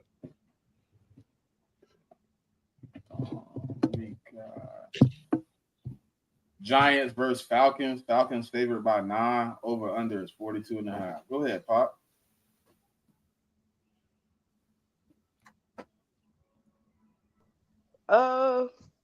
Falcons minus the 9. I'm not sure about that. I do like the over under 42.5. Just because I think that the Falcons offense is going to get a boost. That defense played pretty well, but again, it was against the Raiders last week, so there's only so much you can take from it. The Giants just offensively, it's in complete disarray. Complete disarray. They had an opportunity to tie the game up last week, but you missed the field goal. So it's like special teams, offense is just not good, and then the defense is out there all day. So those guys are getting worn down. So, yeah, I expect the Falcons to win. I'm not sure about the -9 just because you are having Michael Penix. This is his first NFL start. So I would temper expectations for real. But I do like the Falcons money line. I just think that defense will be able to take advantage of the deficiencies of the Giants offense.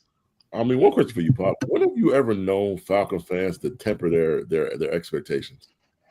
Never. That's just what I thought. I'm just curious.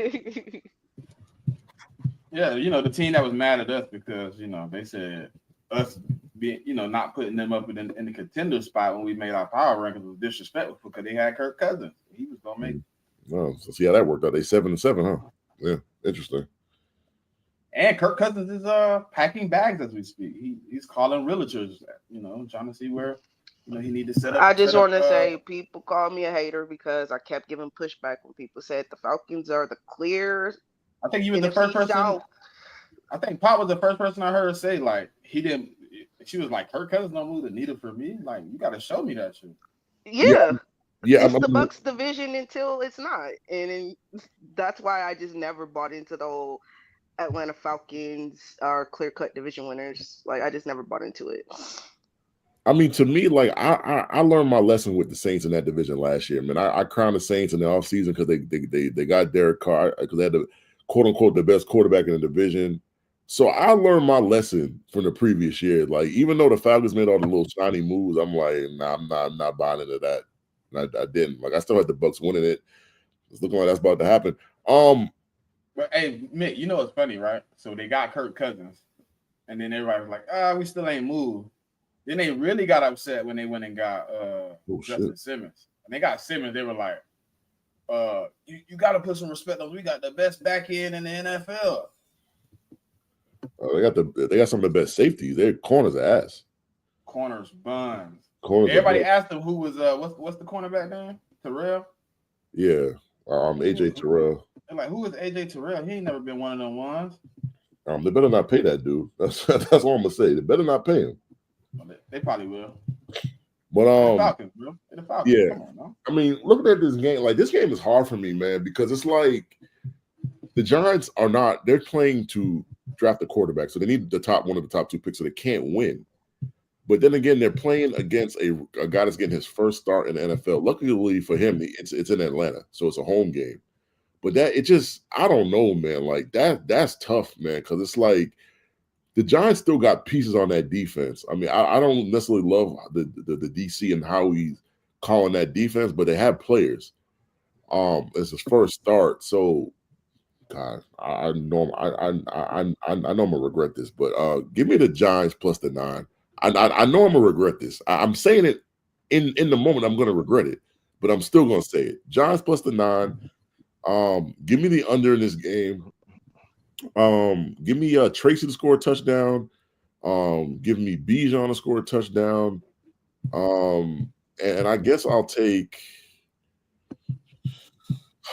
Man, who on the Falcons I want to take it for? What receiver? Give me what's the boy's name? Not Mooney, but but the other wide receiver. Drake? Yeah, Drake London. Give me him for a touchdown. I ain't gonna lie, Drake London low key been on a burner. He been on my ticket a couple times, you know what I mean, for a couple of yards. I don't really be messing with the touchdowns, so I can't say that. But for the yards, he been cooking a little bit. I've been skeptical because he usually don't hit. But he been hitting lately, so I'm gonna rock out with him again. Dang it, JMIK, you said plus the 9? I mean, I know I'm gonna regret it, but I'm just gonna ride with it. Nah, but like I'm looking at it from perspective, like it could happen that way because the Giants, to me, have a pretty stout defensive line. Atlanta offensive line is struggling to hold up. I don't know if it was because Kirk Cousins or not. I'm going to take 42.5 under. I know I'm going to probably regret that one. I'm going to ride with Mick today, man. I'm going to take the Giants plus 9, man. I think they can frustrate the Falcons enough to get them boys off their heels. But give me Bijan rushing and receiving 75 yards. Give me Tracy for an anytime touchdown. Give me Drake London for 50 yards. Who's that? Certified?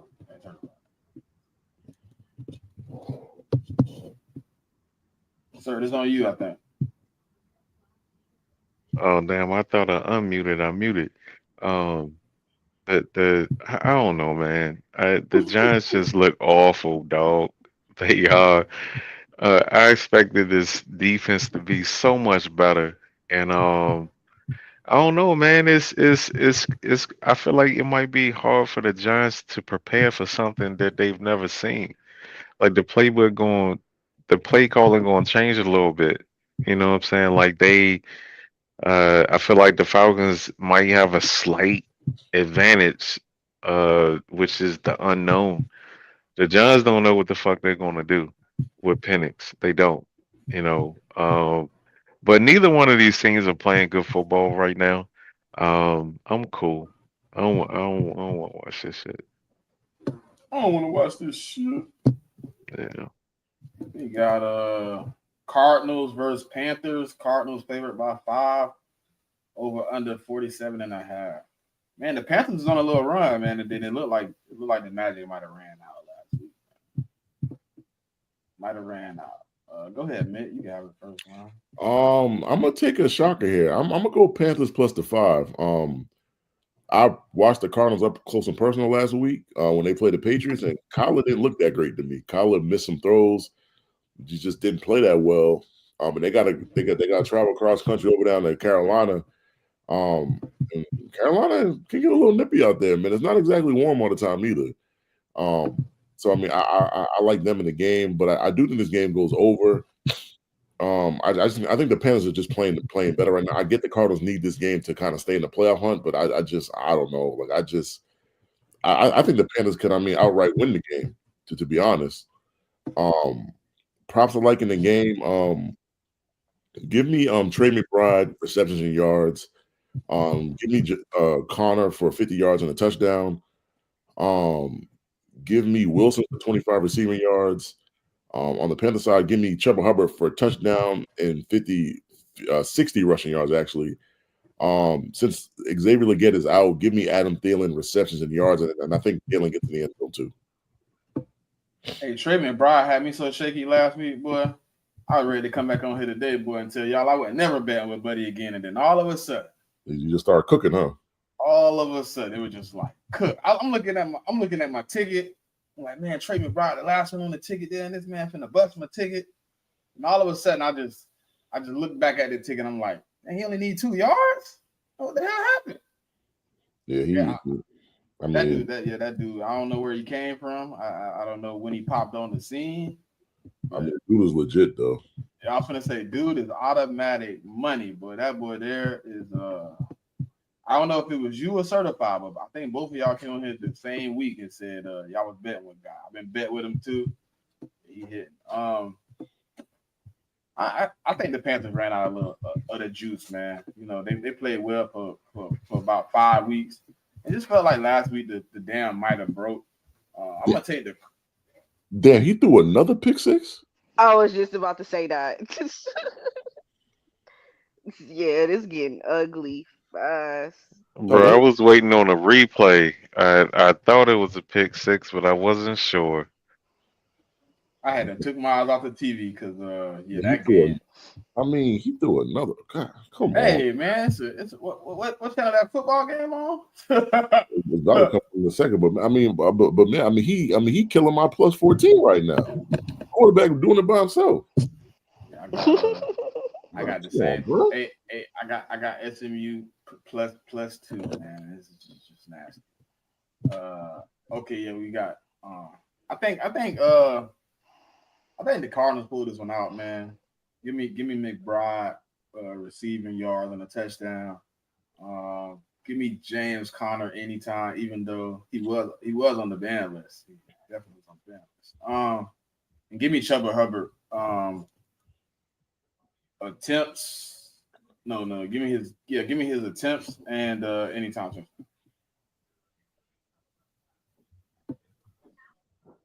Pop. Yeah, pop. I just think the lack of linebackers is gonna affect this Carolina team. I think that's been an issue I noticed in the last couple of games where they, they were close games, but when you have deficiencies at certain talent positions, teams are able to take advantage of that. And for me, the one glaring problem for the Panthers is your lack of linebackers. You just don't have the talent there to be able to contain runs, to be able to hit the gaps, stuff like that. And I think the Cardinals are going to take advantage of that, especially with Kyler and Benson and Connor and Trey McBride. I think they're going to take advantage of that deficiency that the Panthers have. I'll take the Cardinals straight up. I do like Chuba's props though. I like Bryce to hit his passing yards as well. And probably Trey McBride anytime. He's been cooking for real. Yeah. I think this is gonna be a tough game, man. Both teams played 4 quarters. Let me see. This in Carolina. Mm-hmm. 5 is a lot on the road. I don't know about that. I'll probably take Carolina in the plus 5. But yeah, Trey McBride, man. He's a fucking prop monster, man. Targets, reception, yards. He's good for the shit. And on the other side, I like Hubbard, his yards and his touches, his carries. Um, yeah, that's about it. I want to watch this one though, because 2 young teams playing pretty hard. I'll watch this one. JMIK, you went right. Yeah. I think I went first. Browns versus Bengals. Bengals favored by 9.5. Over under 46.5. Go ahead, sir. Man, that Jameis anytime pick looking real good the last 3 weeks, man. This motherfucker, man. Pick 6. Can you just anytime Bruh, pick 6? I don't know what's going on with them. Nick Chubb. Jameis not playing this week though. Oh, you Oh, not? it's Oh, DTR. shit. Yeah. Ugh. Well, I'll take his rushing yards. DCR. Nick Chubb, I'll take his carries. You know what? No. What's the other motherfucker behind him? 4. Ford. Yeah, James Ford. Is that his Yeah. name? Jerome, James, whatever his name is. Yeah, Jerome Ford. I'll take his yards Yeah, because over Chubb out for the season. Najee. I Well, mean, yeah. I was gonna tell you. I mean, Chubb out for the season, anyways. is he? Yeah, I mean, he injured his foot last week. Oh, that's right. I forgot all about that. Yeah. So I'll take Ford's yards. I'll take DTR's yards. Um, I'll take the under on Judy's yards. I think he gonna have a lackluster performance today. Uh, with tomorrow. When he's not like Hey, I know. heavily target. You know that boy went 40. He has 49 consecutive receptions. Who? Jerry Judy has 49 consecutive receptions right now with no drop. Yeah, he hasn't been dropping the ball that much lately, so I can. Finally showed up. How about that? Yeah. Years later, after you got traded and dropped and all. And on the Bengals side, man, I don't think Joe Burrow has missed his attempts this year. And Chase with his Chase gonna get in the end zone, so I'll take his yards and the anytime touchdown. But as far as the game, I don't know, man. Bengals 9.5. That's a lot. I mean, they are at home, but this is a division game. I'm not sure. Uh, I'll take the Browns plus 9.5.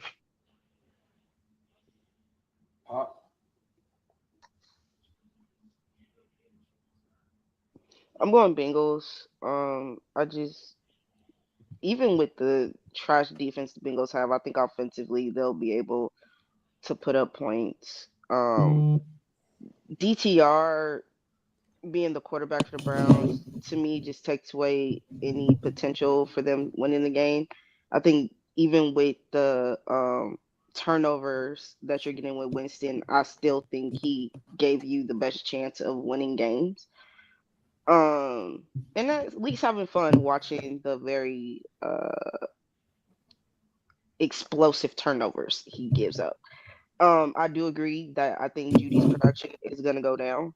I'm not a big fan of Ford's props because even when he was the starting running back for the first few games, he hasn't really been producing. But I will take his touches just because I think that the Browns will have to run the ball to give DTR some sort of help. So I'll take his rush attempts.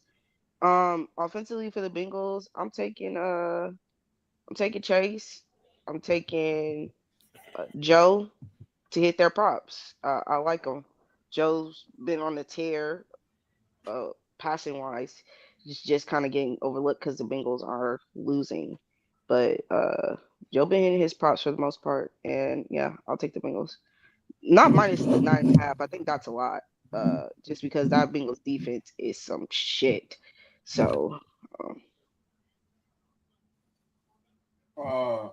Penn State officially becomes the first team in CFB history with 2 pick sixes in the first half. Well, I mean, CFB history ain't that long anyway, so I'm just saying. But no, it's yeah. I mean, like if you're talking about just overall, like if you just talking about championship games, then yeah. But like you talking about playoff, like this ain't the playoff. But yeah, I mean, like CFP been around for what, like 6-7 years, something like that. What was the first one? 29 years, right? No, I thought it was 2015 was the first. 2015. 15. Yeah, right after we won the championship. Yeah, I think that was it was like Bama and it was at Ohio State team with like Zeke on it. Yeah, we played Florida State played Oregon. We got packed out. Go ahead though, man. Browns versus Bengals. See, this matchup was always between these two teams always interesting because Cleveland always beats Cincy in Cleveland.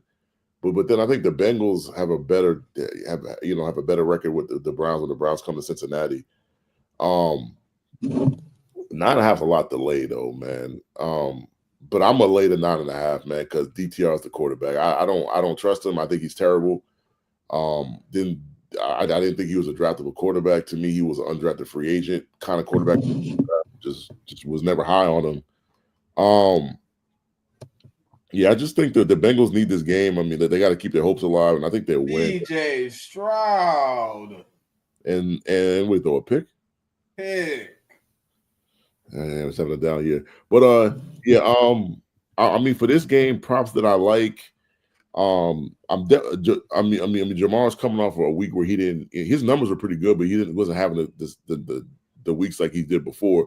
So I mean, give me Jamar for his receptions, his yards, and a anytime touchdown. Give me T for 40 yards. Give me Chase Brown to get in the end zone and 50 yards rushing. The Bengals, I'm going to take Jerome Ford for a touchdown and 50 yards. 50 yards rushing, and give me him for 25 yards receiving. And if Njoku's back, give me Njoku for 25 yards receiving. Yeah, I'm gonna take the Bengals. I can't have any faith in DTR, man. I'm sorry. I know maybe I should or something, but I just can't. I don't think he can beat the Bengals. The Bengals come in this game with really every game moving forward with everything on the line. I think you get the best version of the Bengals that you could this season going into these games. Give me the Bengals money line. Give me Jamar Chase props. Somebody said Burrow attempts. Give me Jerome Ford. Oh shit! Jerome Ford rushing. You said who stopped who? Was that 4th and 1 play where they tried to tush push? SMU stopped. SMU got the ball. I'll say this about this game.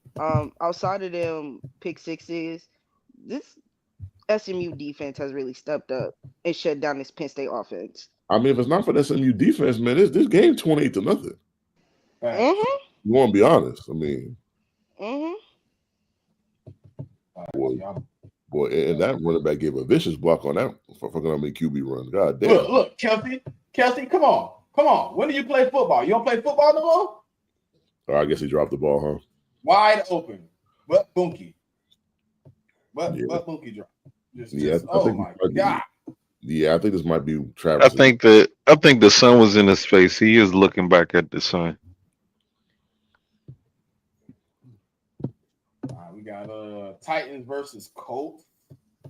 Colts favored by 3.5. Over under is 42.5.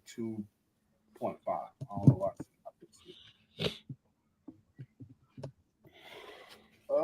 Certified, go ahead. You can have it, bro. Titans versus Colts. You can be the lead on the shit, bro. Man, I don't even know who play on these fucking teams, bro. Jonathan Taylor, that's about it. I don't know these niggas, man. I don't want, bro. There's nothing to talk about here. I'm sorry, it's not.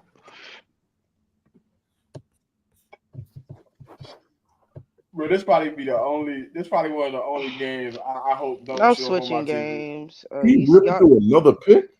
Yeah, look, bro. I'm over this. I'm about to. Oh, he threw another pick. Yeah, but it really wasn't. I mean, like the ball was deflected. It was a tipped ball. Yeah, that turned into an interception. Yeah, so. But yeah, he threw another one. I should have did a pick ticket today. Shit. Shit, you would have hit. I ain't gonna. I know. Between CJ and Buddy, I hit already. Hell yeah. Titans Colts, bro. I don't know. I don't know. I don't know what you're gonna get from either team. Each week, one team shows up. The next week, the other team doesn't show up. It's like, what Titans are we getting? What Colts are we getting? I don't know. I'll take the under on the points score just because I don't really trust either offense to consistently move the ball.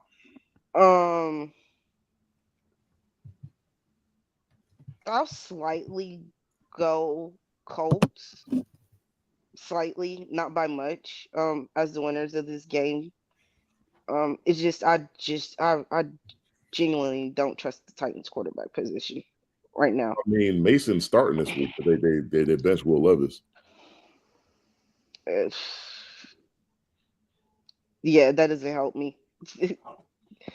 I was waiting for Pop to be like, Yeah, that don't help me. I'm gonna just go with the Colts. I'm staying away from any player props though, because I don't trust either team, to be honest. Except maybe Pollard, if Pollard's healthy. Pollard hits his attempts, his rush attempts. Mason Rudolph ain't been the same since he got slapped with that helmet. That boy been shaky since he got slapped with that helmet. Yeah. He's still having flashback to Myles Garrett. He's seeing them ghosts that Sam Darnold was seeing at the Jets. Yeah, I'm gonna take the Colts in this game. I mean, even though the Colts lost to the Broncos last week, they in all intents and purposes, the Colts, if Jonathan Taylor doesn't let go of the football before he run in the end zone, they probably beat the Broncos last week. So I just think they're playing better. They just gotta hope that AR doesn't really turn over the ball too much. If that doesn't happen, they should be good. Props I like in this game. Give me Jonathan Taylor for a touchdown. Give me no, I'm not gonna take Pittman. Give me Josh Downs for his receptions and his yards, and I think he also gets in the end zone. And on the Titan side, the only player I really trusted all season was Tony Pollard. So give me Tony Pollard for 50 rushing yards and a touchdown. Can we bet on drops? What is this nigga a demon? How the hell your ankle messed up? He just run for 12 yards. What the hell going on? Meth in his ankle, bro. What deal did he make with the devil? That's what I want to know. That is insane, man. Ran for 12 yards on a third and third. Like that's crazy. Hey, can we bet on drops? Can I bet on a drop? Nah, but you can bet on targets though. I need a drop, man. Calvin Ridley for the drop is cash money. Put that shit on there. I'm taking the Colts, man. I think the Colts should win this game. To me, out of the two teams that are playing pretty bad, I think the Colts are playing better than the Titans. But I don't know. You know, Mason Rudolph maybe comes in and sparks something, but I don't see it happening. Give me the Colts. Hopefully Jonathan Taylor in a goofball this week. Give me him for any time touchdown. Give me Tony Pollard too. And if anybody find out where you could bet on drops, Calvin Ridley for a drop, cash money. That boy hands is greasy as all outdoor. Next game we got Lions versus Bears. Lions favored by 6.5. Over under 47.5. Man, I'm really disgusted by what I see from Caleb Williams, man. I'm ready to just wait till next year to talk any more about Caleb. Dude jumping over air. Then he's mad and goes on the sideline. He laying on down and do it. Come on, man. We playing with a bunch of grown men, bro. Nobody don't got no sympathy for you, bro. I ain't gonna lie to you. Everybody's been drafted to a shitty team before and had to make that shit work. So touchdown Pat. It's no different for Caleb. And I think the way he's playing, man, I think the guys around him, you know, probably just don't have any fight left for him, you know, because for you to be the leader of a team, the way you've been acting, bro, I don't really want to say the word because I don't want to get us canceled, but it's not manly, okay? You need to tighten up.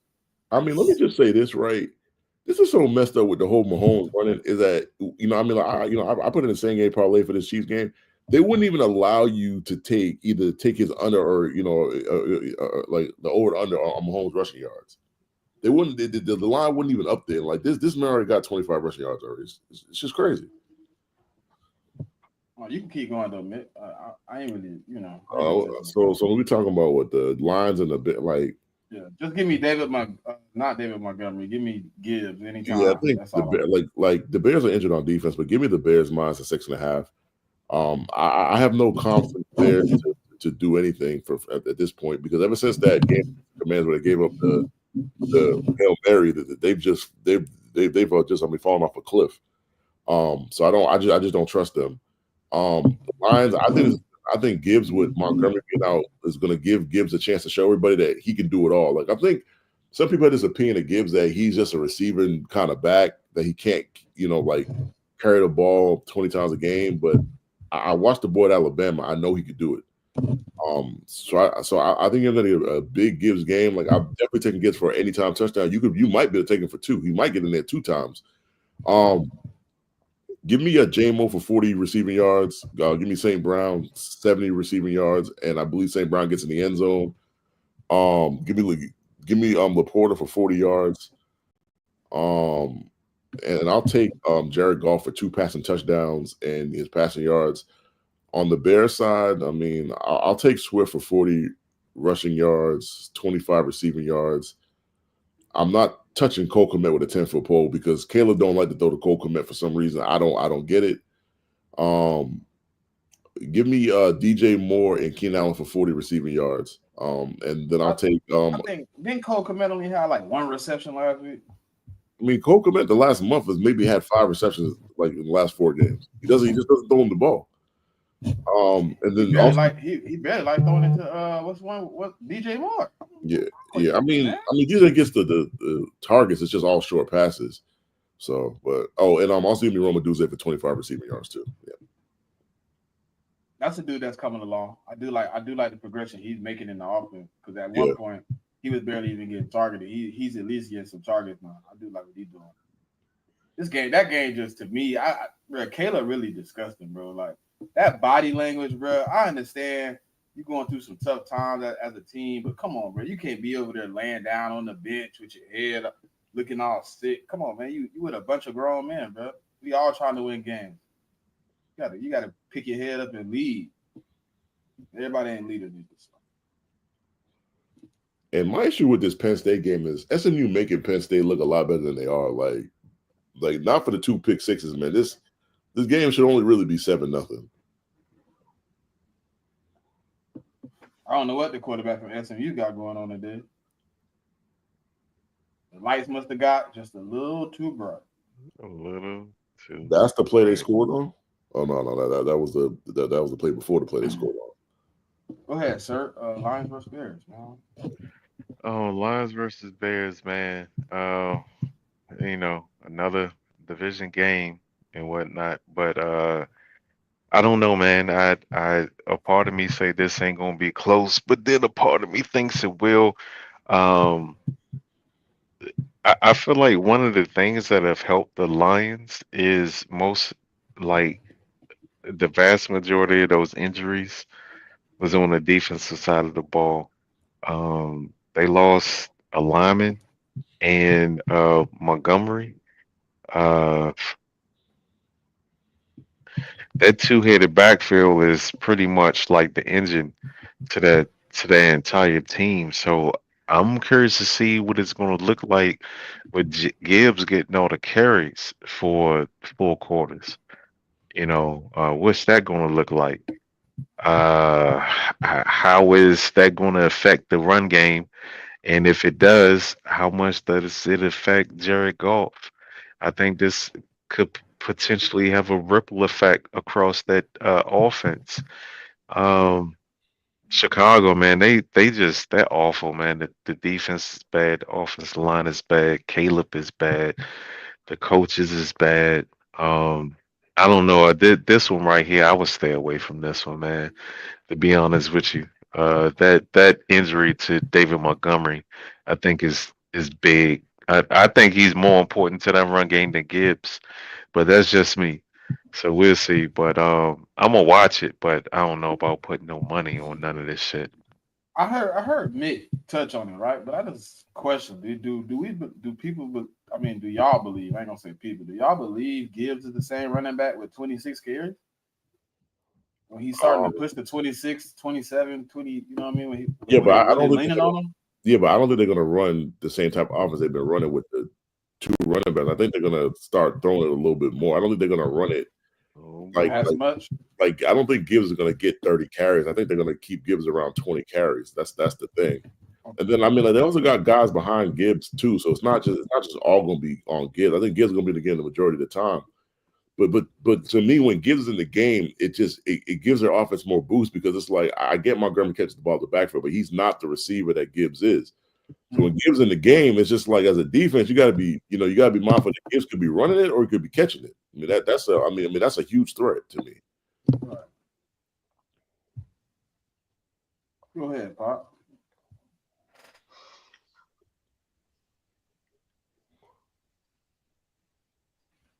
I know the first matchup they had, it was a competitive game. It was like 2023, I believe,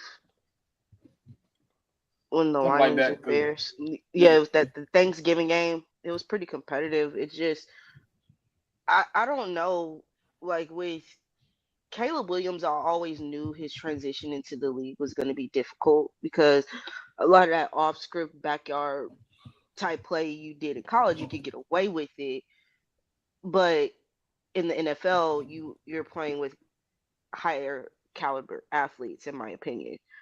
And you can't get away with holding the ball too long. You can't get away with going up script. Like you're missing reads, you're missing open guys.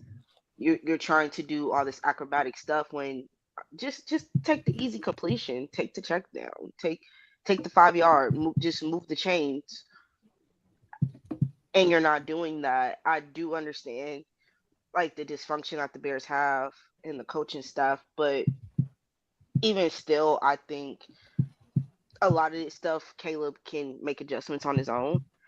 Um, but with that being said, I do like the Lions. I'm not sure about the -6.5 because it is a division game, and like I said, the last time they played, it was pretty competitive. But I think the offensive adjustments that the Lions are going to be able to make, I think they'll still be a balanced team. I don't think you need to run the ball 30 times with Gibbs for them to be effective, especially with how dynamic Gibbs is in the passing game. I think you can still kind of run the offense you want to run, um, and still be methodical with it. My only question is are the deficiencies on defense of the Lions gonna plague them for the rest of this season? You just lost two more guys for the year, and we saw what having that lack of depth against the Bills did for them. I'm not sure it's gonna play that much of a part in this game, but that's just something to look forward against the Lions moving into the playoffs. Um, I'm gonna take the Lions, the -6.5. I'm not gonna do just because, like I said, it's a division game. I will take the over on the total points, and I'll take Gibbs receiving yards as well, and then St. Brown anytime.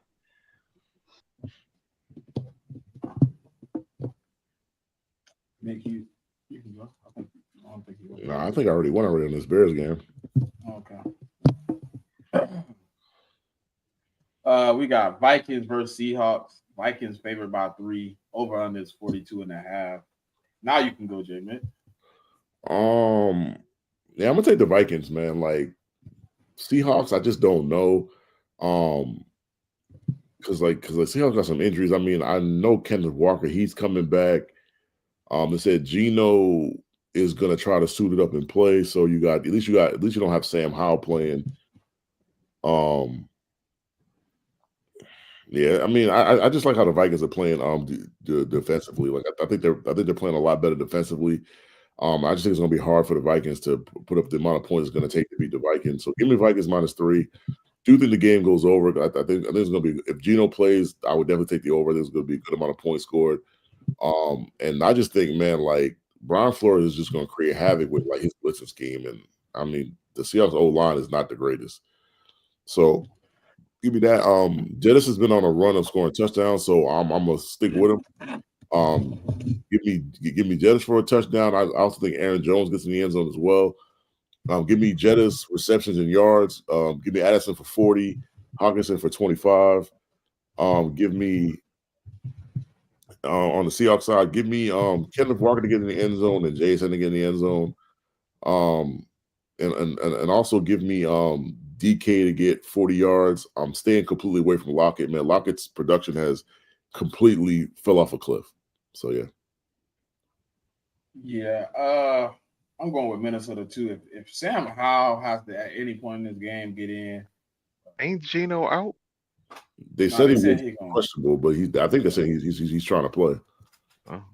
If Sam Howell got to step on the field at any point in this game because Geno just can't finish, I don't have any faith in Sam Howell finishing this game, man. Sam Howell did not look good last week. He did not look like the Sam Howell I seen in 2023. He looked very shell shocked like he was scared to make some mistakes. And I think Brian Flores, with what he does on defense, would really frustrate a guy like Sam Howell. I'm gonna take the Vikings in this one. Give me Justin Jefferson anytime. Give me Aaron Jones anytime. Give me JSN. And maybe Kenneth Walker. I think Kenneth Walker come back this week. He might get some of those goal line touches. So give me Kenneth Walker anytime.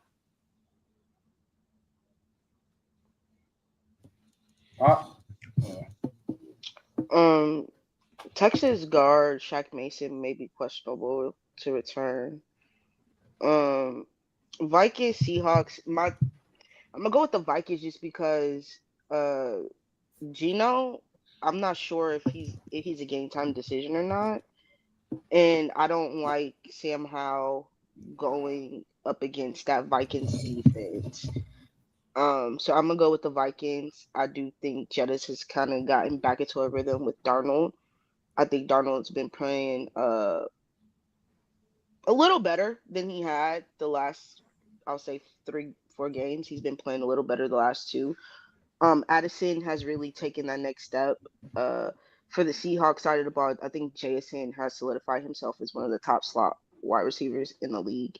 I think he's in that conversation for that. The running back situation for the Seahawks is a little shaky because I'm not sure if Kenneth Walker is a full go right now, or they're gonna like kind of lean on Charbonnet just a bit to get Walker back into the rhythm of things. I like Brian Flores to be able to create a defense that's going to create issues for that Seahawks offense. So yeah, I'm gonna go with the Vikings. Hey, Pop, the exact reason what you just said is why I only took Kenneth Walker for a touchdown. I believe between the 20s, it's going to be a lot of Charbonnet. I think if they do get in the red zone, that's the only way he scores. Because I don't think they're going to play Kenneth Walker heavy, in my opinion, like you said. There ain't no way in that Penn State game that was a catch. That shit clearly hit the ground. Are you still watching? I had the time. Yeah, I mean, but the Chiefs game is on commercial right now, so. Yeah, they was making me mad. I'm like, what are y'all doing?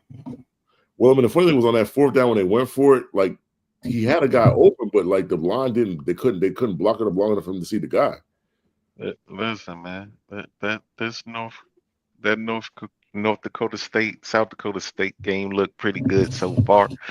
So if you want to watch some college right now, because SMU pissing down their fucking leg. All the way down their leg. They got a puddle at their feet right now, so. Motherfucker look like Miami out here. I ain't say that. Hey, the Baltimore game on too, ain't it?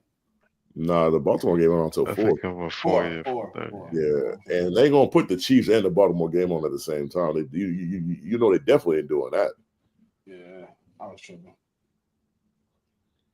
Go ahead, sir. It's on you, man. Oh shit.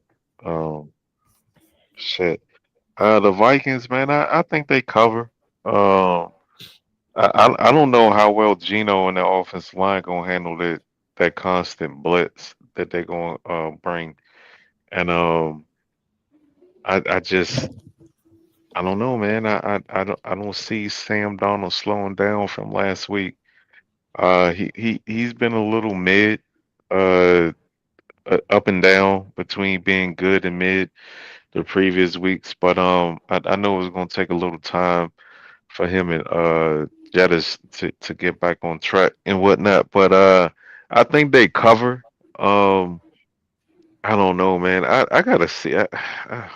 I hate these reports, man. How they be playing games and shit with the injury report. I'm not sure how bad Geno knee is.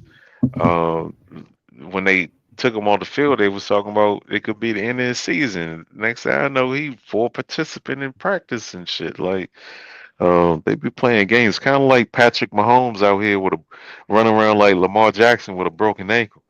I think this month they need to drug test this nigga, man. I think he be coked up out there or something, because that's cocaine, dog. That gotta be cocaine. But it's getting back to this game. The Seahawks, I don't know, bro. They've been they done had a horseshoe up their ass like the last 3 4 weeks, man. And I think that comes to an end at home. I think the Vikings cover, and I'm not too comfortable with any of the props. Maybe a Sam Donald anytime pick. All right.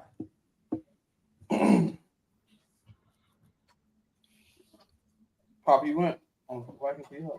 Mm-hmm. Patriots versus Bills. Bills favor by 14. Over under 46.5.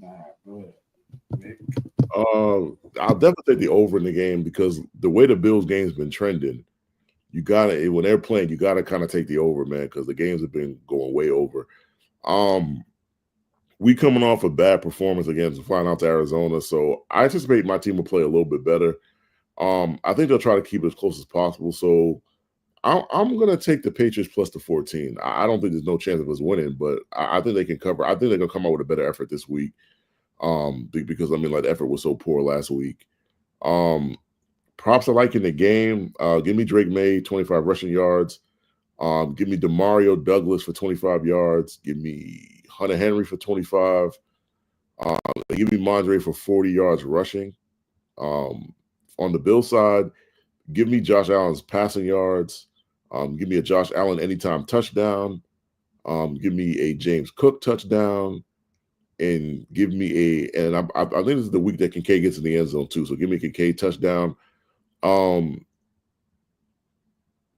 problem is like whenever you play the Patriots, like whoever they put on Gonzalez is just not going to put up numbers. I'm interested to see who the Patriots put Gonzalez on. I think they're going to put him on Amari, and I think so I just stay away from Amari if he's on Amari. And so if that's the case, then I'll give me Shakir for about 40 yards and 4 receptions too.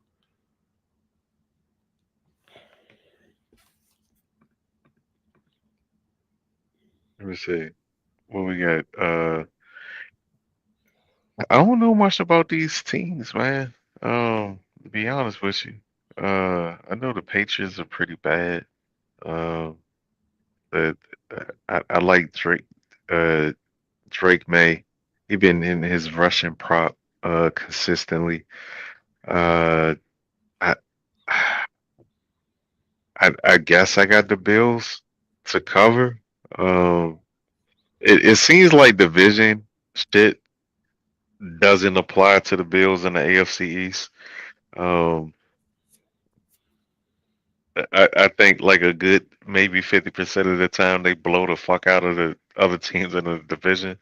So I don't know. 14 is a lot of fucking points, man. Uh, I don't know about that one. But I do like Drake May's rushing yards. That's about it. Go ahead, Pop. Yeah. I like the Bills to win. I do agree. Minus 14. That's a lot, especially in the NFL and it being the division game. Um, probably stay away from that, but I will take the Bills money line. In the over on points, just because I think the Bills can carry the over on their own. Player props, I'll probably look at Drake May's rushing yards. I'll take Josh Allen anything. I think they're going to try to get him to break a record this game. So I'll take Josh Allen's any prop. Also like James Cook, either his receptions or rush yards as well. Um, I just think the Bills are going to dominate. Yeah, I got the Bills winning this game against the Patriots. I don't really like the 14. I don't really like 14 when it comes to like a game like this. But the Bills have been playing some pretty dominant football at this point. So um, I'm not sure though. I'm not sure if they can if they beat them by 14. I might. I'm gonna stick away. I'm gonna stay away from the 14 and just say I like the Bills money line. Um, Give me Khalil Shakir anytime touchdown. Give me James Cook anytime touchdown. And never bet with Don Kincaid for the Bills ever in your life.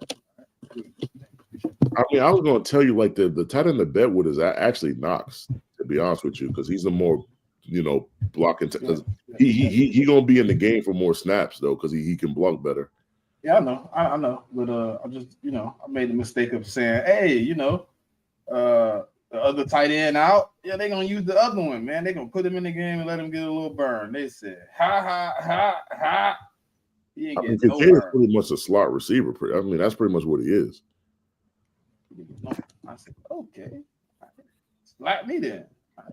Appreciate it. Wow. I'm definitely not watching this game. Jaguars versus Raiders. Raiders favored by 2, over under 40.5. Go ahead, Pop. Go ahead. Jeez.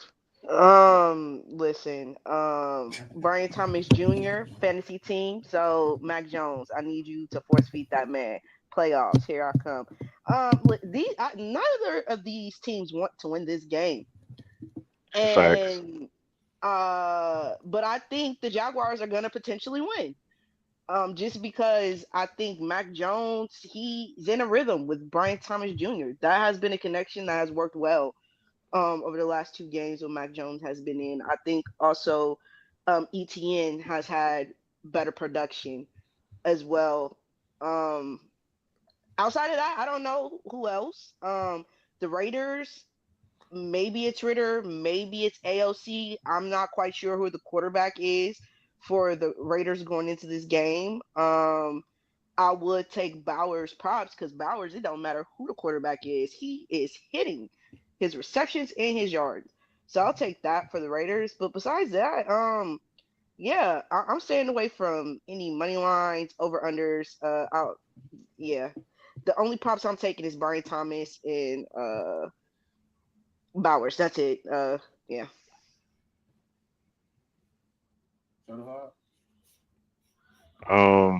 Yeah. I mean, the Jaguars, damn near half of their starters on injured reserve. Like I said, they just sit motherfuckers down. You know, it's nasty over there, and the Raiders, they're a fucking mess on offense, man. All they got is Brock Bowers, but it seems like defenses are starting to hone in on him a little bit. Um, this just looking like it's gonna be an unbearable sloppy game. So yeah, I'll pass.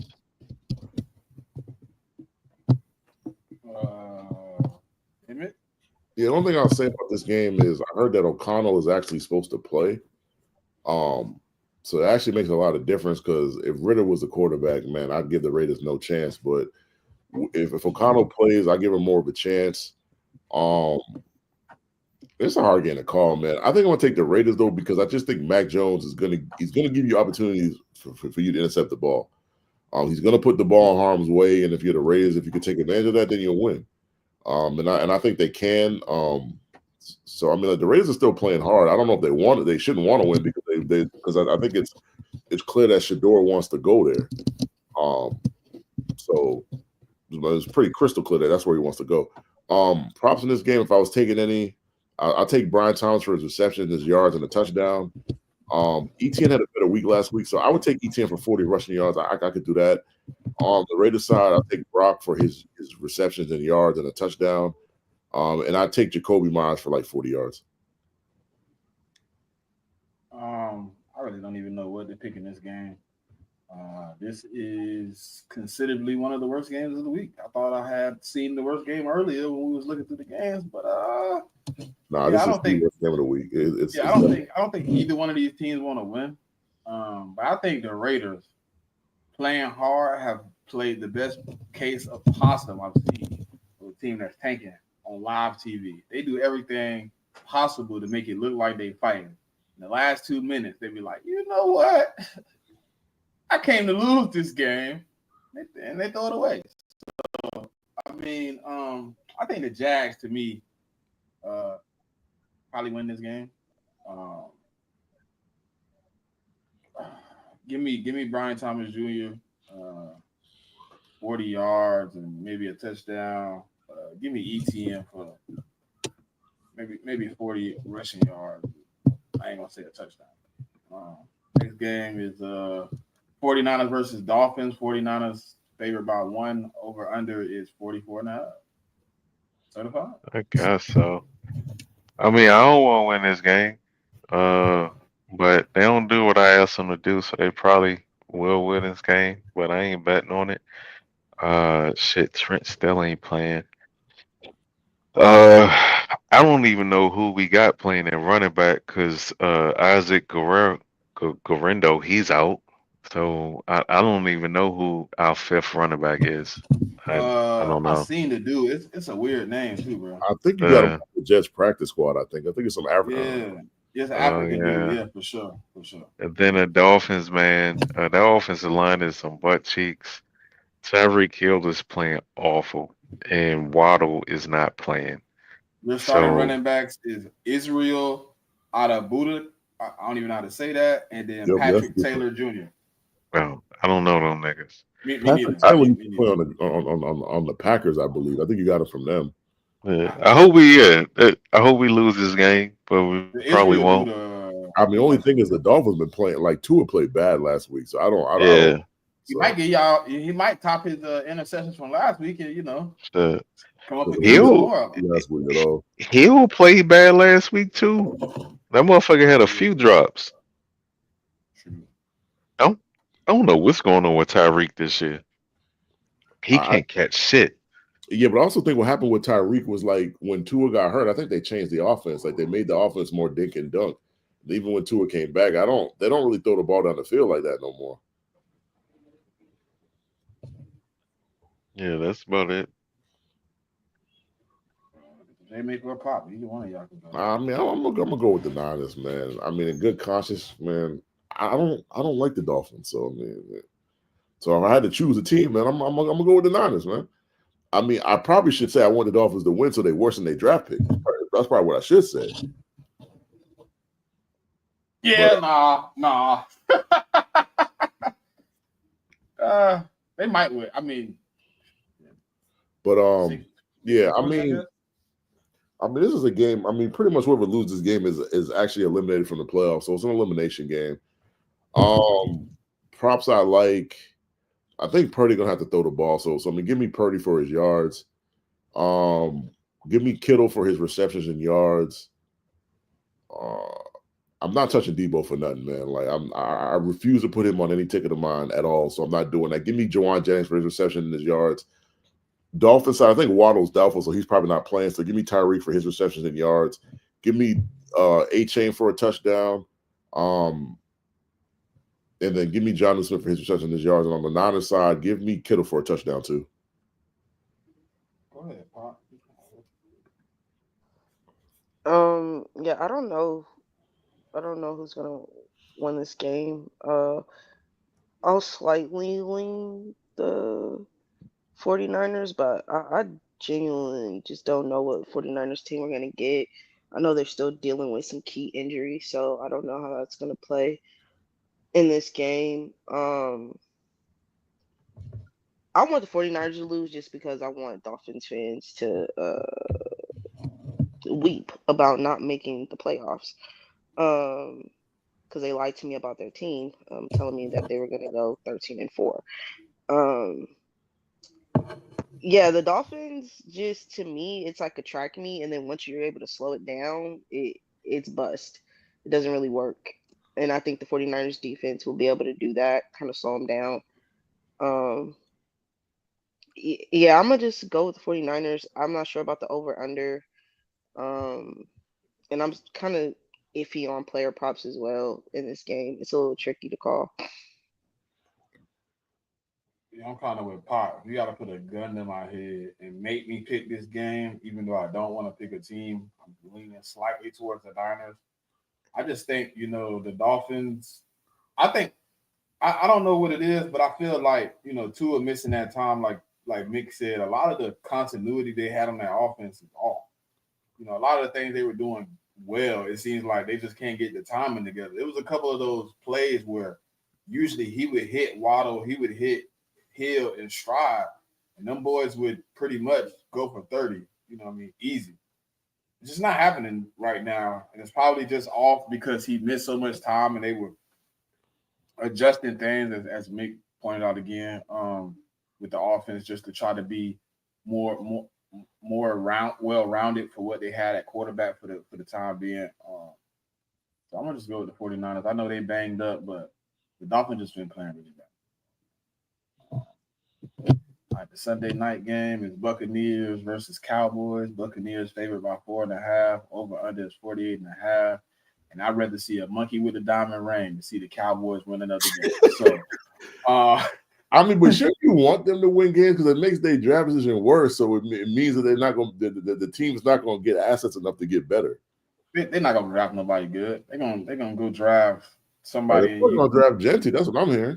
They want okay, that's fine. I mean, a running back. Draft Genty and leave CD Lamb to be the only receiver again. We cool with that. I mean, drafting a running back in a running back heavy draft in the first round is kind of crazy. Drafting a running back in the first round with 20 running backs coming out, and 19 of them being draftable. Go ahead, have fun. Throw your pick away. As long as you, hey, look, it was only one player to me that I was like, if they somehow pull off a touchdown, Texans. Man, I wish Nico would have caught that bitch though. Yeah, it was Dalton Schultz. I mean, I'll take the touchdown because CJ my fantasy quarterback, so I'll take it.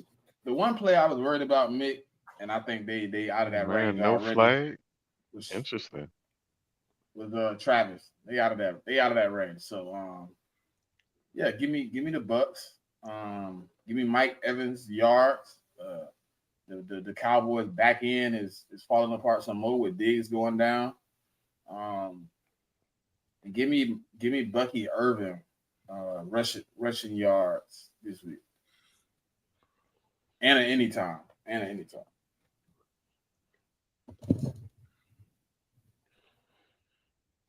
mean, the Texans don't look that bad though. They look like they starting to get things together a little bit though. They got their feet back on the ground. Yeah. Let me just go real quick, man. If you just judge off these two teams how they played the last couple of weeks, man, like the Buccaneers should be buried. They should be able to bury the Cowboys, man. The Buccaneers really play well against that Chargers. The Chargers defense points per game is like one of the best in the league, and they killed that defense. I think they scored 40 of them boys in LA last week. So give me the Bucks minus the 4.5. I'm not even going to doubt that. Give me CeeDee Lamb for his receptions, yards, CeeDee touchdown. Give me Rico for about 50 yards rushing. I don't trust any other Cowboys players besides Rico and CeeDee. That's it. I don't trust nobody else but them two guys. On the Bucs side, give me Mike Evans for 60 yards and a touchdown. Give me Jalen McMillan for 40 receiving yards. Jalen's been coming on. He's a guy that I wanted to draft, but I mean my team took Jalen Polk instead. Give me Bucky Irvin for a touchdown and 40 yards rushing. And also give me Cade Cotton for 25 yards receiving. I forgot about Cade. Cade been balling though the last about month or 2 months. I forgot about Cade. He has been going a little crazy. And I might take him for that same little 25. Pop, sir. I know Sir feel like me, dog. You know what I'm saying? He rather see a monkey with a diamond ring than see the Cowboys win another game. Yeah, man. The only thing I like about the Cowboys is Cooper Rush attempts and CeeDee Lamb's yards. I do like Tampa to win this game and the cover in Dallas. Baker Mayfield's playing pretty good football right now, man. I like his yards. Him and Mike Evans. And what's that little fast motherfucker they got? The little running back. You talking about Bucky? Yeah, him. Yeah, I got Tampa Bay covering, man. They should handle Dallas. Yeah, I think the Bucks are going to handily win. I just think that they've gotten healthy at the right time, and they've been really cooking over the last 4 games. I think Cohen, the offensive coordinator for the Bucks, listen, he might be coaching himself into a potential head coaching position. What he's been able to do with this Bucks offense for this season has been phenomenal. and I don't think he's getting enough credit right now for how good this Bucks team has been performing. On the Cowboys side of the ball, they just don't have enough, in my opinion, to really compete right now. It's CD or bust. Maybe Dottle. He's starting to come on along, but you still have Cooper Rush as the quarterback. So I don't really have much expectations from him. So yeah, I like the Buccaneers to just handily win this. Hey, I'm glad Buddy for the Chiefs was still conscious after that hit because he fumbled, but he was able to recover it in the Yeah, midair. I'm about to. Ooh, shit! This nigga got But flipped wait on. till you see the replay. He fumbled it, but like luckily he was conscious because that thing could have got away. I mean, luckily he ain't really hit the ground that hard though. Yeah, I thought it was worse than that. Yeah, he fumbled it a little bit, but that's because he was going to the ground trying to brace himself. But that wouldn't have been a fumble anyways because the shoulder hit the ground first. Okay. But damn, I mean, that's still, I mean, shit. Ooh. All right, Pop, you back on Saints versus Packers. Packers favored by 14.5, over under 42.5. Shit, 14.5. Goddamn. Listen. Bruh. She said, listen. Listen. 14.5, that's a lot, but I'm gonna stay away from it, but I'm gonna go to over on the point score just because I think the Packers themselves could carry most of that 42.5. I don't know. I don't know. I think Rattler has been named the starting quarterback going into this game, which I think is good, I guess. When he came into the game last week, you saw a little bit more pop out of the offense. So I think that's good. But like we're still without Olave. Because I don't think Olave has cleared concussion protocol. He's been out for the last 4 weeks. And I think they're going to slow roll him anyway, so I'm not really tripping. Alvin Kamara is probably not going to play in this game. He got injured in the last game. So Kendre Miller is potentially our starting running back. And I don't know who else. Is Clyde getting activated? Clyde is on our practice squad. I don't know. We'll have to see if he. I think that's a game time decision, to be honest. My boy Brandon was hella upset with that signing. He was like, "Why would we sign? What was the purpose of that?" Maybe because they knew that Kamara was going to be playing. Because Kamara went to the locker room last game and didn't come back out and play. I don't think he knew at that point. I think he found out after, but his first initial reaction was like, "Why we sign him?" That's purpose. I mean, usually when you sign a player like that at a position like that, it's because someone done got hurt, man. Yeah, that's what I'm saying. That's what I'm saying. Like, what about Jamal Williams? Jamal Williams, he ain't been nothing. Yeah, I mean, he injured because I haven't seen him. No, it's just he's slow. Yeah, I mean, he's just kind of getting old, man. Like, he's just a red dog guy, pretty much. Not even that, because he can't beat linebackers off the block. Like, you're slow. It's like you're running with cement shoes on. So that's why he hasn't really gotten much play for real. Yeah, I like the Packers. I just think they're too dynamic on offense to not find creative ways to score the ball. I just think the Packers defensively are going to take advantage of the deficiencies that the Saints have. Saints don't have much to be working with, to be honest, and we're playing in Lambeau. So yeah, I like the Packers to handily win this game. Minus 14.5, that's a lot, but I'm gonna say no damn touchdown. But I would, like I said, I will take the 42.5 points. I will take that because I think the Packers can kind of carry that on their own. Are they really calling that a touchdown? I don't know. Mahomes looking sick right now. I know I'm ahead of y'all. Mahomes looking mad. I think they're reviewing it though. I don't know. I seen the review, boy. That ball looked like it's kind of loose. That ball loose before he pushed off. Yeah, because the dude hit him in the elbow. What? Are you serious, bro? What? Bro, I swear to God, the referees, this is rigged, bro. And what they calling a penalty? Yeah. On the Texans. Oh, for what? They saying the dude that blocked the pass ran into Mahomes and hit his face mask. It's unnecessary. So they calling roughing the passer? Yep. What Yeah. the? Oh my Yeah, god! But I thought on a tip pass you couldn't get roughing. Yeah, but he didn't really tip it though. He just, I mean, he hit his elbow, so it wasn't technically tipped. But that, come on, man. It looked like the lineman tipped it though. That's No, they don't call pass interference on tip balls. okay. Yeah, but the ball, I don't think it was tipped though. I know. Nah, that So ball. what? I don't so, know about that, man. So it's unnecessary roughness. Yeah. 15 yards. Wow.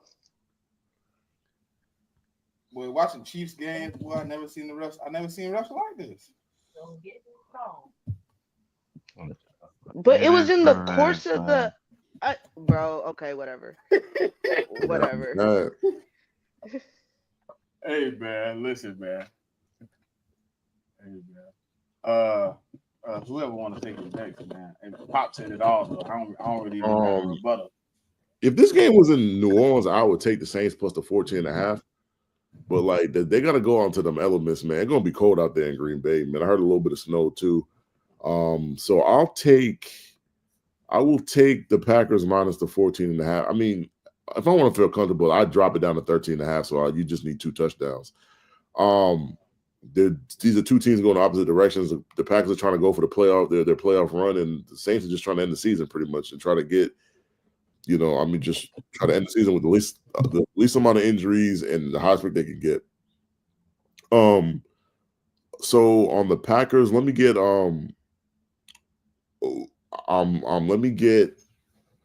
this is hard, man. Let me get Tucker Kraft for a touchdown.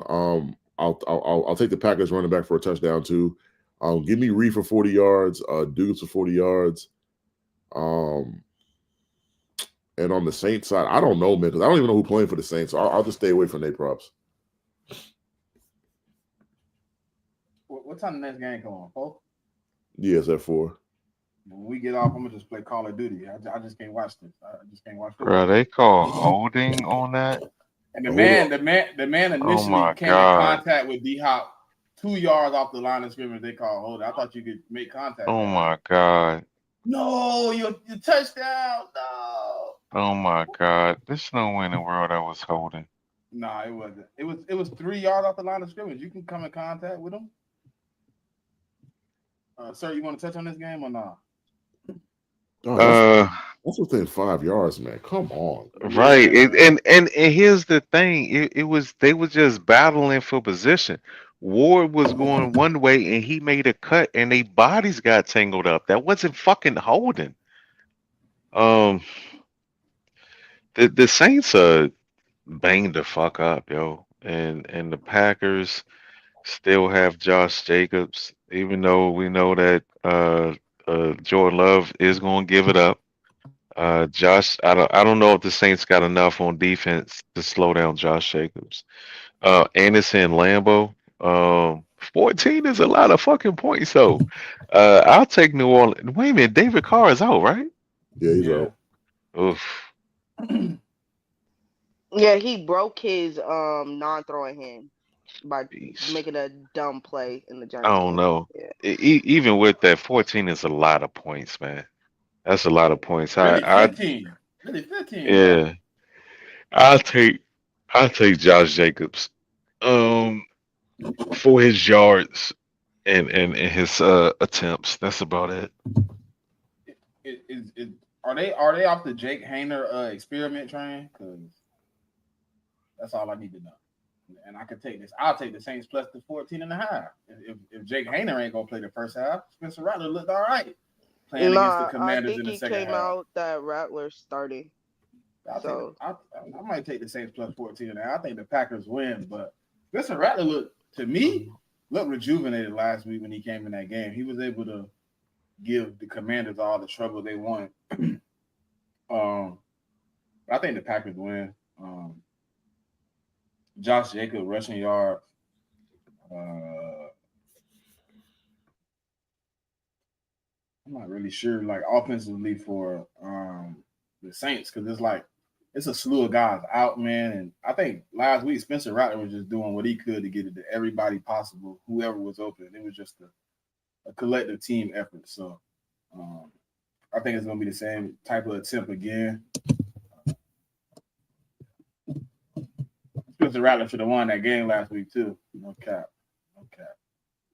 Hey man, I know we got these Wednesday games, but they wouldn't give me like some of the point spreads. Yeah. I just, so Uh, they gave me the You got over to under for this one. So because you a on few of mute. the teams You on mute. playing. Yeah.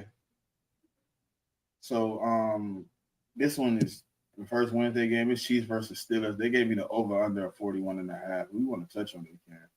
I know, a lot of Ward, no, get up.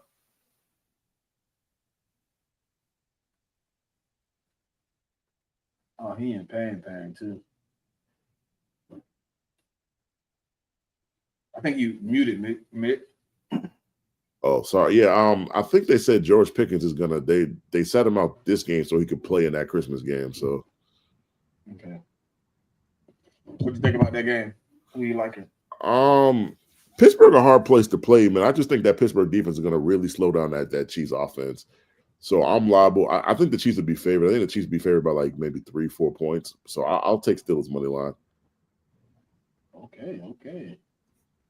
I like the Steelers defense too, man, in that game. I think that's what it's gonna come down to ultimately. Can they stifle, Pat Mahomes in that run game? Keep them bottled up, make them pass the ball. But they also are kind of soft on the back end. But I don't think they'll play Pat the same way they played us. They'll play a little bit more zoned and cover one. Uh, maybe a little bit of a mixed tandem. Um, I'm gonna take the under on the 41 and a half. Uh, I'm not 100% sure who will win the game though, but I do think it will be low scoring. I think it'll be a very close competitive game down 4 quarters.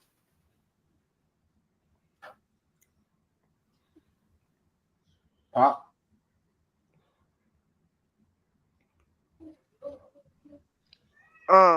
It's tough to call. Just because both these teams are playing today, so I don't really know. The next Um, game, the next game too. I know that's what. That's why I kind of almost didn't really even want to talk about them, but I know we ain't gonna be back before the games Yeah, pop I off. know it's gonna be tough, but I'll say this. Just for my own purposes, the Steelers gonna win. I think that defense is gonna be able to do enough to slow down um the offensive packaging the Chiefs have. I know the Chiefs are getting healthy. I believe Hollywood Brown is playing his first game back since preseason Yeah, he just this dropped week. one. So yeah, very typical of him. So I think yeah, I like the Steelers defense going into this game. Also offensively, I think the Steelers will be healthy. Um, I Jimmy think Ward is being Pickens. carted off. I think that's gonna be it for him Oh, for the that game. sucks. Yeah, he's their nickel corner too. That sucks. Because he's been playing pretty well too. Um, yeah, I like the Steelers. I like the Steelers to win.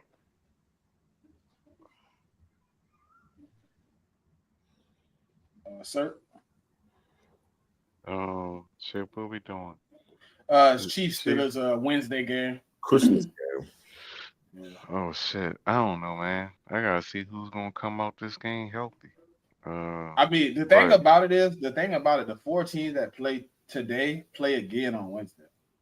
Yeah, I think they had to do it that way because if you play on Sunday, I mean, they can't make you play a game on 3 days. They Yeah. got to at least give you 4 days. 4 days is crazy. I mean, but Um, honestly, if they was going to do all that, like they should have these teams play on Friday. Then you don't do all that. yeah. Ooh, damn it! I seen the replay. Boy, his foot is probably fucked up. Yeah. Um, I don't know, man.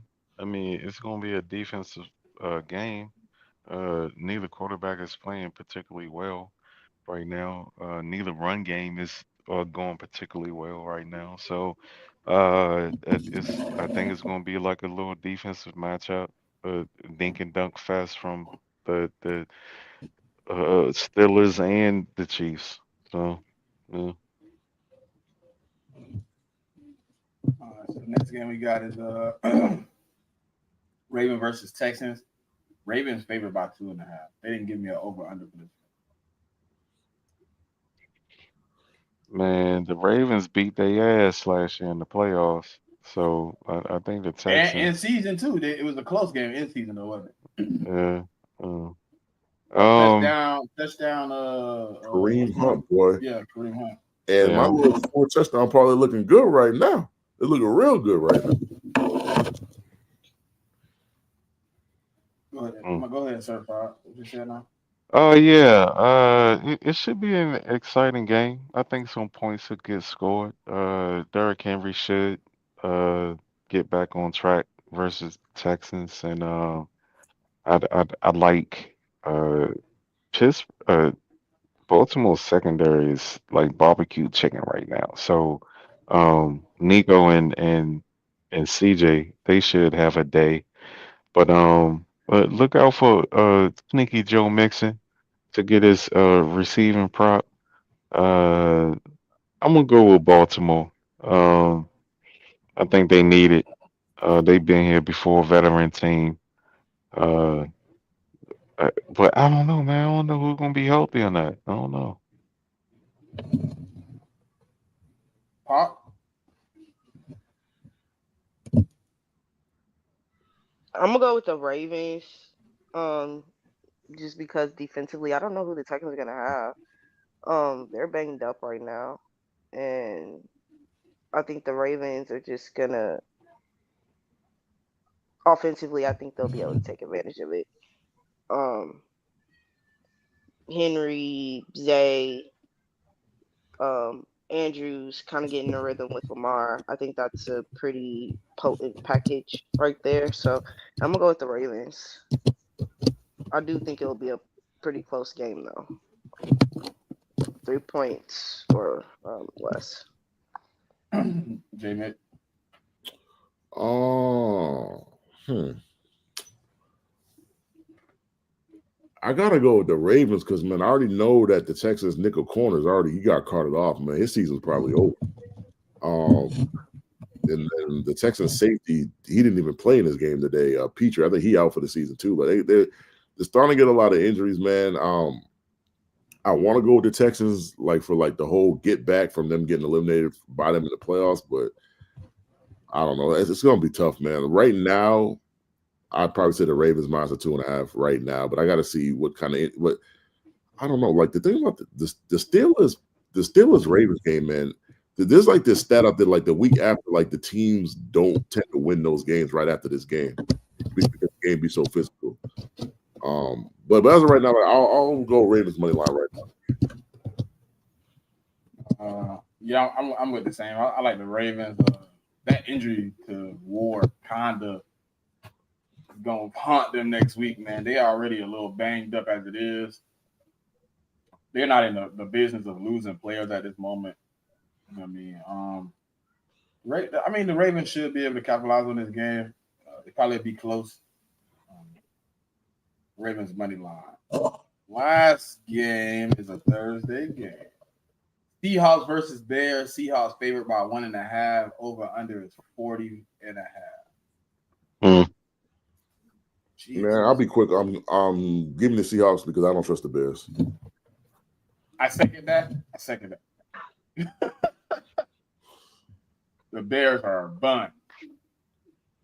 Yeah, give me the Seahawks. Let's make this shit short. Mm-hmm. And you want to know the crazy thing is we get football next week, NFL football Wednesday, Thursday. I believe we got Saturday games too and Sunday. So 4 out of 5 days of next week, you're gonna get NFL football, I think. I think you 17. Yep. You got 3 Saturday games and then Sunday. Yep. Yeah. But we can cover this. Look, I ain't put the Saturday. I just thought about I ain't put the Saturday game because we'll be back. Yeah. Nah, I'm just making a comment that next week, and a lot of weeks that people get the whole week off. If you get the whole week off, and you got a lot of football that you can watch next week if you so choose. And it's the last Thursday night game too. Jesus. Oh yeah, that's right. Thank God. hopefully, well, yeah, man, that's the slate. A little bit extra games this week, man. So, yeah, man, anything y'all got for the people before we get out of here?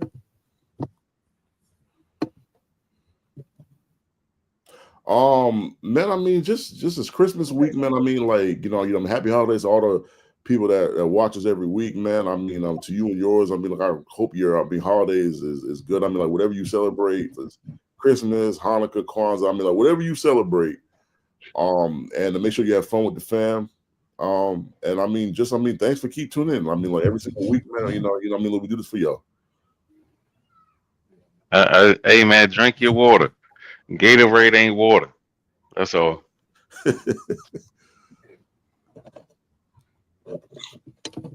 No, just keep chopping in with us every week, And happy holidays to you and yours. I hope y'all have great holiday weekend coming up. Oh, and one more thing. In the words of the great Pop, tell a friend to tell a friend. You hear me? Bro, I know you see me tell a friend to tell a friend to tell a friend. I was waiting for the line. She's sick, bro. She's sick. She ain't got a mind back yet. But hey, yeah, man. Without y'all, there is no us. Happy holidays. Enjoy your family time, man. We'll be back Saturday, same time, same place. Hey, man, they said it. Tell a friend to tell a friend. So you know what I'm saying. And like and subscribe too, man. Yeah, for sure. And follow the CheckDown Twitter. It's in the description. All of our Twitters is in the description. If you're looking for us, man, if you can't find us, all the hashtags and @ are in the description. So tap in with us. We'll be back next week, man. Appreciate y'all. Love, peace, hair grease. I hope the Cowboys get defeated.